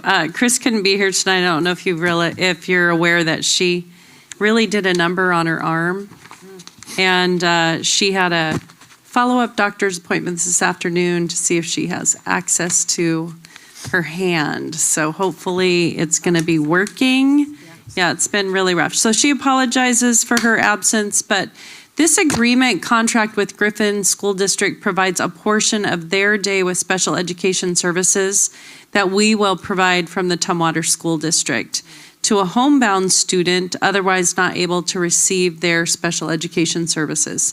The agreement provides Tumwater with a partial FTE reimbursement to our instructor to go to the student to deliver services. The student has complex medical and educational needs at this time. The services will be delivered in the Tumwater residential area for this student for 2 hours of direct service. Existing staff will provide the services. The student remains enrolled in Griffin District and receives additional home services through the Griffin District. So again, we receive a reimbursement in this agreement. So we are asking that you approve, recommended approval for this agreement between TSD and Griffin. Discussion? I had a question. Number 6. It seems like it's this is pretty predated. Yeah. September 7th, 2022. Is there a reason why that is? I don't know that I can speak to that. I'm sorry. I usually presenting on review this pretty behalf. good, but I just caught this earlier. So. Sorry. Probably I am just a template, and they didn't update that, I would imagine. And this is for next school year. No, it's for This is for right now. this right current now. school year. I think it, Then that does apply for this school year. Oh, I think I'm looking at Melissa. Honestly, I'm just presenting on Chris's behalf. So if that's a typo, we can adjust it. Oh, and the agreement came from Griffin? I don't understand what's the issue. Griffin has if you look on the last page, they dated it 3/7/23. So it just barely got signed. I'm guessing that might be a typo. Apologize. Yeah. Thanks for catching that, Casey. Is this, we're taking an out-of-district kid? And having They're service- paying They're paying us. us to. It's a For reimbursement. this education. So Yeah, that's it's why, are we getting the full, the full funding? For Yes, the we are. September 7th, okay. We have actually 2 students like this. You've approved a previous agreement that we have with Rochester, and they pay all of the fees associated with the student. So we're just agreeing to let them pay us. I just want to make sure they're paying. Yeah, Paying all, yeah. And yes. And not necessarily maybe from March 7th. But you're They- correct. Generally, we do not accept out-of-district students with special ed requirements because of the additional costs to the district. This one and the other one that I mentioned are reimbursement payments to us. So I wonder if they left it as September 7th through August, just like that's the school year. Perhaps. The agreement is starting in March. And so that was my question, to make sure we got the full year funding instead of just since March funding. And based on their signature date, again, I'm guessing that, yeah, I apologize. I didn't see that, and I'm presenting on Chris's behalf tonight. Is it urgent that we pass this tonight, or can we get it cleaned up and clarified in next time, or is this timely?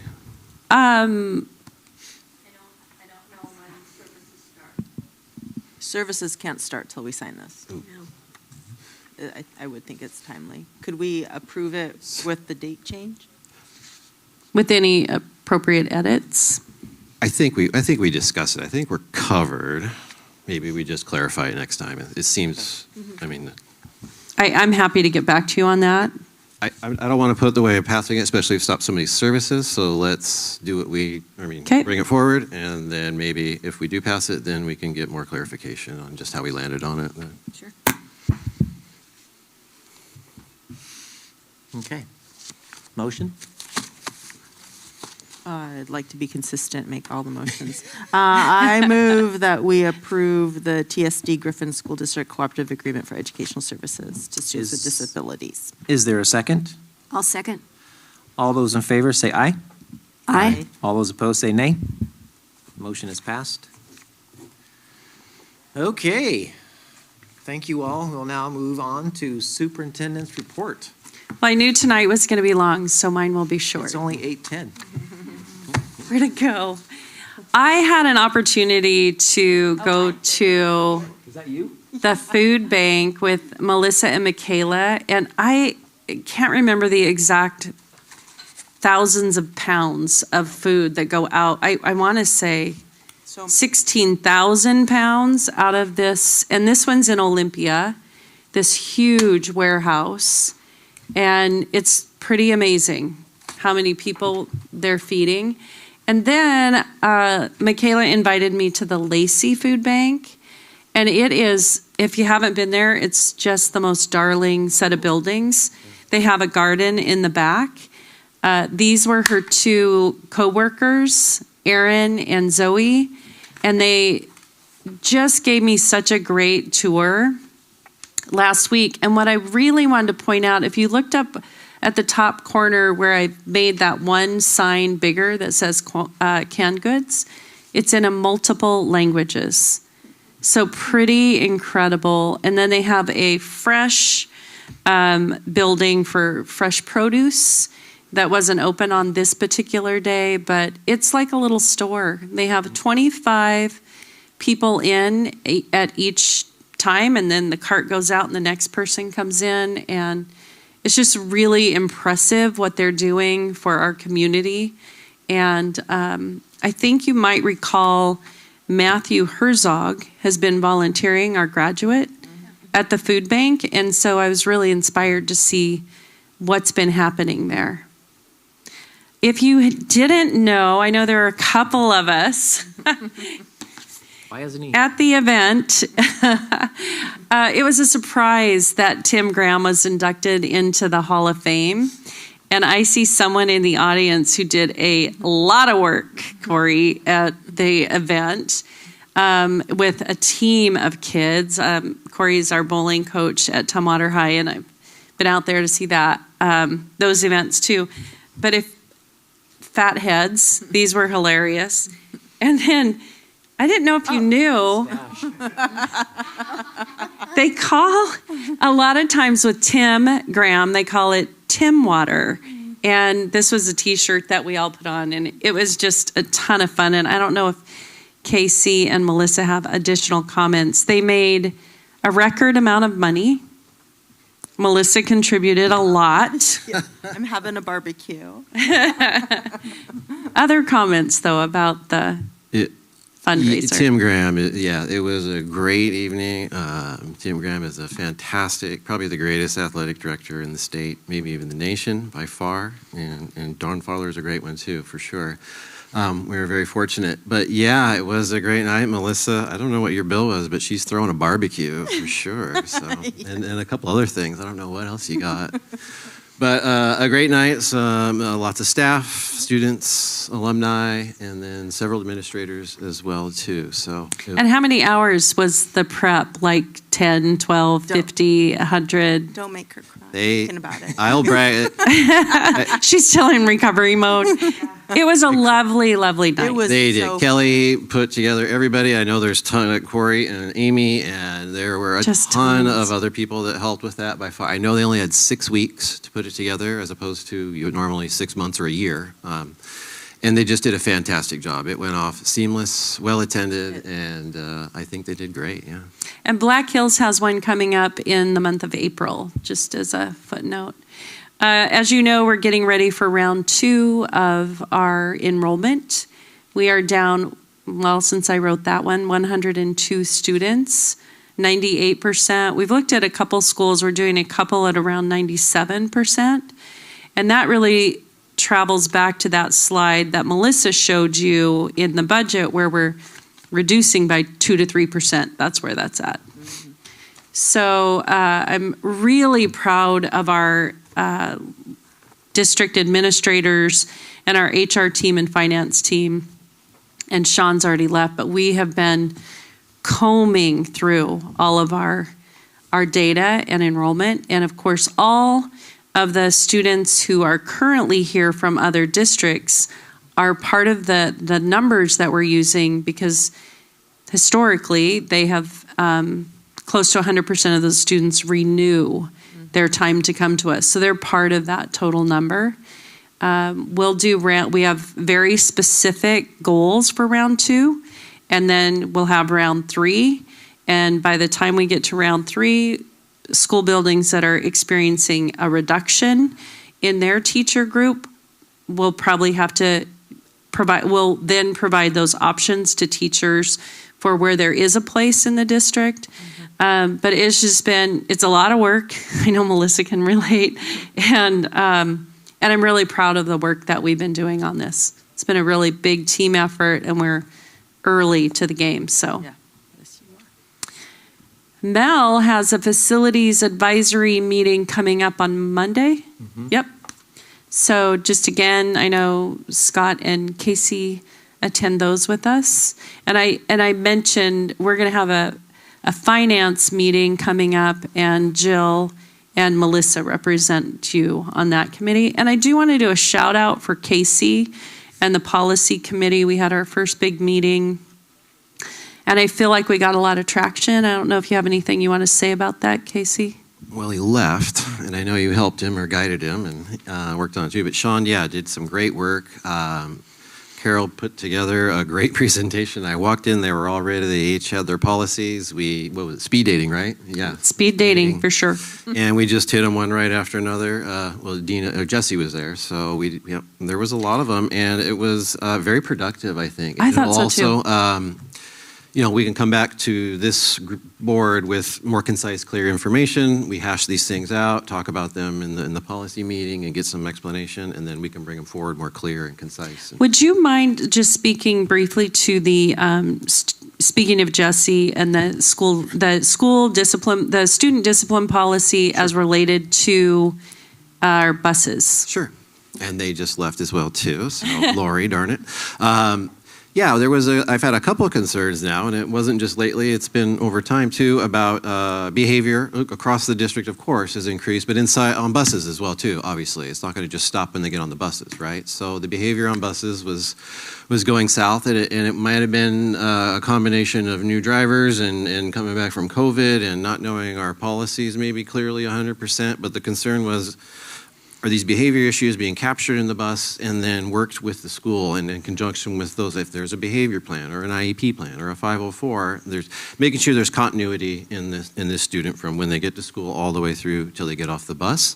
And so our policy around discipline doesn't say buses specifically. It doesn't really get into that, but I was very happy to see that there is a process for it. They do a really good job of being transparent, communicating with the principals, communicating with teachers as needed, finding out little needs as simple as, no, he just needs headphones. Give him some headphones, he'll be fine. Or nope, give him a tablet, they'll be all right. Just these little things. can save a bus driver's route for sure. And so they're trying to carry those over. Counselors too, I know, are getting involved as well on some of the other behavior issues. But there is a clear connection that we are carrying that over, that policy, that we're connected together. So my concern was, the kid pushes, he knows how far to push it during school with his teachers and administrators, and then he stops there, but then he goes on the bus and he starts the same thing up again, and he's getting away with it over there too. So it was making sure we have that clear, transparent behavior plan or behavior issues. Yeah. Yeah, So really great. they did a huge process over a year ago, Positive Behavior Intervention System, PBIS. They have a whole packet, training. It was really impressive to see it went all the way across. We had March birthdays. So March 2nd and March 18th? 13th. So happy birthday. We have happy birthday cookies tonight. And with that, I'm done. Okay, we'll go and transition into our committee reports. We'll start off with Vice President Kaikkonen with the ledge. All right, I know we don't want to be here too terribly long, so I'm just kind of going to zip through our condensed list, because as the session goes on, things get less and less. So as a reminder, I had organized the bills I was tracking along with our TSD. It's getting late. TSD priorities, legislative priorities. So one of them was transportation. Interestingly enough, this was something that was touched on earlier. So as things move, their names change, not that it matters that much, but 5174 has had a couple of revisions and gross second substitute bill, I believe, Senate bill. This is one that requires OSPI to provide transportation safety net awards to school districts with excess special passenger costs for special ed, homeless, and foster students, and also requires OSPI to provide an analysis of school district transportation costs and allocations to the legislature by June 1, 2026. This is one that's been moving and hasn't been edited much, so that's good. The next action is executive action and House appropriations. Special education, so this is a big one. I'm not going to do it justice by explaining everything, so I'll just kind of give a status update. So 1436 is the special education bill that came out of the House initially, I believe. And Carol might be able to speak to this one a little bit more, but I was looking at my notes, and so these bill reports are pretty handy because the Senate and House staff basically put them together. And so this is what I use for my notes, and I had noticed that this one had shifted quite a bit. So where this one stands now, had a public hearing on March 15th in Senate Early Learning. So this one increases the special education excess cost multipliers for K-12 students over 4 school years, increases funded enrollment limit for special ed funding over several years until the 27-28 school year when the limit's removed, reduces the threshold for high-need individuals to access the special education safety net from 2.3 to 2.2 times the average per pupil expenditure. That might have been part of what the gutting concern was. Exactly. Okay. Requires OSPI to review data for disproportionate identification of students, provide technical assistance and professional development opportunities to LEAs. Beginning July 25, requires up to 50% of a special education student's base education allocation to be used for special education if district special education expenditures exceed revenues in the previous school year. And requires JLARC to do a performance audit of special ed. So this is the one that had the bulk of the movement, right? And Right. When it was in its original form, we were super excited about that as a superintendent group. And I did talk to the board about the article or the op-ed that came out in the Olympian and the Jolt article. Unfortunately, what's happened is you just described it, they've spread it out over several years. There's an artificial cap on how many students with IEPs that the state pays for. It's 13.5%. Just artificial. It doesn't make any sense to anybody who works in education. So we have 15.5%, give or take, of our student population has an IEP. So 2% of all the costs connected to those students are not paid for by the state. They're completely unfunded. In our neighboring districts, we have one district that is somewhere around 16.5%, much larger district, so bigger number, and 17.5% in one of our other districts that's neighboring. Where we're at is so when McCleary ended, it was like, we're going to do all these things right now, but we're going to ask you to wait on this special ed thing. Well, it's been years, and we've been waiting and waiting and waiting. And so we were very optimistic with the two bills that came forward. And then, unfortunately, our term for it is that they were gutted, and we're not meeting the civil rights of our students with special ed. And these artificial caps make no sense. And we're trying to hold them accountable to waiting. We were patient, and we've been funding these additional costs at the district level. At our district, $2.2 million is the additional costs that are not being covered. And I think that you mentioned the safety net number is actually declining in that legislation. 1436, yeah, 2.3 to 2.2. And I just have to tell you, Chris and her team this year, they hit the $1 million mark in safety net requests. Last year, the district received 650-ish thousand in safety net.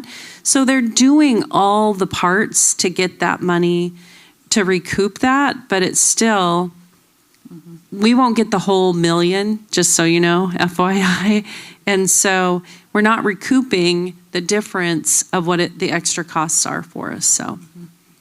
So there is a Senate 5311, which is also special education funding formula. I can't tell the strong difference between the two of them. If they're just going to kind of battle themselves through and then combine in whatever way that'll happen. There's also House Bill 1109 is still in play, referred to Ways and Means, and this is another, funding for special education. So there are still a couple of them out there. The providing free school meals for all, so 1238, Senate Bill 5339 is still in play. That's currently with Ways and Means. And that is kind of it as far as the big ones. I forget which one, but one of the two put their budget out. Was it Senate? Senate, and then House would be next week. So that's likely where a lot of the focus will turn now. So much less policy, and now looking at the fiscal impact of those bills that have come through. And so this one will obviously, special education as a whole will continue to be the hot topic. So. And unfortunately, I think what happens is they have so many different ones that address parts and bits and parts, and it's discouraging when those bills come through that way. So, thank you. Thank you, Vice President Kaikinen. We'll now transition to Director Taylor's report on the WIAA.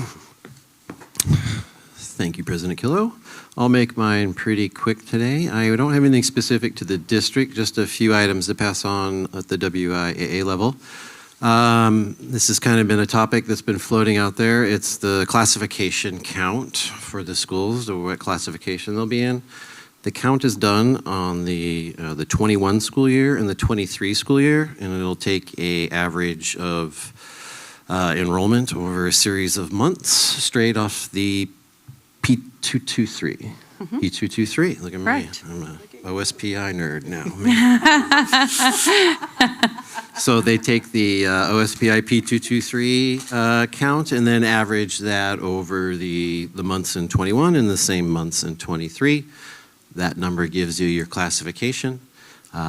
Both schools will be solidly in the 2A classification again, and that'll be a 4-year cycle count. They used to do every 2 years, and then COVID made them go to 4, and they're gonna stick with 4 now and try that. So there's not much movement, and there's a pretty exhaustive appeals process or application process to go up or down depending on your circumstance for your district. So wanted to pass that along. Another item that is happening at the executive board level at the WIAA, they're getting feedback on state tournaments and why do we have to play over here and why can't you have this tournament in this location. They are doing a serious reworking of their state tournaments to take a look at that. So and it was good stuff too. It's about finding the state champion, the football state champions, bigger venue. It's about fast pitch getting some better, girls fast pitch getting better venues, getting the basketball more realigned to where the 2A and 1A is on the east side, but it turns out there's more 2A schools on the west side now. So is that, so they're doing a real long, hard look on that. Why do we, have to drive this far and Tumwater gets to stay home, or same, argument. So I was glad to see them taking a good, long, hard look at that. So hopefully we'll see some positive changes in there to help parents out and students. And then the last one I'll mention is the esports platform. I mentioned that a couple times, I think, that it's coming up. They are switching the platforms, not again, but they had one, and they're going to switch the platform. It's more of a nationwide one. Gives them a chance to work on the same platform as other states and interact with other states in that manner too. So more information coming about that. I should have that one in the next one or two meeting, or the next two meetings. So we'll talk more about esports a little bit. So thank you. No questions. Does WIAA have a state Hall of Fame? They have a WIAA Hall of Fame. Okay. It's funny you say that because I was looking for my couple points today. They do. It's about 14 years old. He'll be in there, don't worry. Yes, yeah, I would imagine Tim Graham will be a candidate if he stops working. I know he's not going to stop all the way, even though he's retired from athletic director. I think he might still be sticking around in some capacity, and definitely in the WIAA capacity for sure. So I don't think they're going to let him go that easy. Anything else? Thank you, Director Taylor. All right, it is now that time for board comments. Please keep in mind that each board member has approximately 2 minutes. Is there a student who would like to start us off? Okay.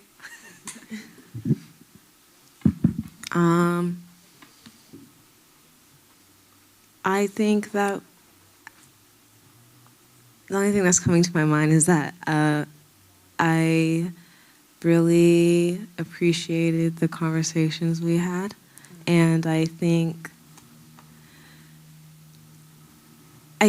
it's really reassuring that both other student reps, it's reassuring that both of us can say what we want to say and ask questions that we have without being nervous or it's basically doing it wholeheartedly, so it's not shying away from questions that we have or concerns, and I appreciate that with both of us. So that's what I have. Thank you, Amia. I also feel the same way.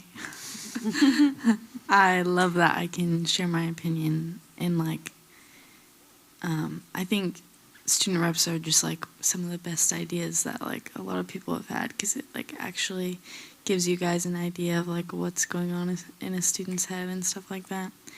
And I also want to thank all the people that are working really hard to find bus drivers, because that's a very big problem and they're taking it on and it's very difficult. And I also want to thank all the bus drivers, because I know that's really hard. I rode buses all growing up until I could drive, so yeah. So I know. That's great. Okay, go down the line. Yep, let's go down the line. I appreciated the conversation as well. Thought it was great. There's senior presentations next week, so I'm going to be at Tumwater and Black Hills attending those. Yep, yay. I'm super excited about that. And I was at the Hall of Fame dinner supporting our athletes. I love going to the Black Hills and the Tumwater ones, just because One, I love seeing the kids working it, but I also love seeing the parents supporting. And I had no idea you only had 6 weeks because it went off without a hitch, at least from an attendee point of view. So thank you for making a fun night. And I think that's it. I'll continue with the theme. I like the fact that we show the Tumwater community that we're not the exception to the norm. This is the norm. This is how America discusses things. And what we see more often than not on TV are all the discussions that get out of control. But I think this is typically, we represent America. This is what America does. It's just, it's not sexy, it's not flashy, it's not cool, so it doesn't make the news. But this represents America. We have strong-minded students who speak their mind and are respected by us, and likewise. We have a board that respects each other, we listen to each other, and we move forward. And I was honestly not knowing what I'd talk about for my board comment, and it's a really busy month, so I just didn't have much to talk about. But I just really appreciate our discussion. Thank you all. Thank you. So I just wanted to say shout out to Sean Batstone for all of his work on the data dive presentation. This is something that the board, per our self-assessment, is required to do, and we haven't been able to do it for the last couple of years since I've been on the board. So I really, really appreciate his thoughtfulness and sitting down and getting at the heart of what it is that we are supposed to be looking at in the entire planning cycle. So super excited to see what comes next. I can go next. Yeah, busy month, right? Scott, geez. And Sean's not here, but I think I used up all Sean's time this month for sure. He's done a great job. He's worked with me, several hours. Thank you, Sean. I appreciate it. Got to see a ton of events, and I know I'm forgetting them. But Darby, I was at the Black Hills Tumwater soccer game for a little bit. And then was also at the choir concert. I saw Carol at the choir concert there. She didn't see me and Max, though. We were in the back for a bit. So I was really blown away by the choir concert. That was very cool. I wish we could have stayed for more. So, and then I'll wrap it up early. That's all I got for today. Thanks.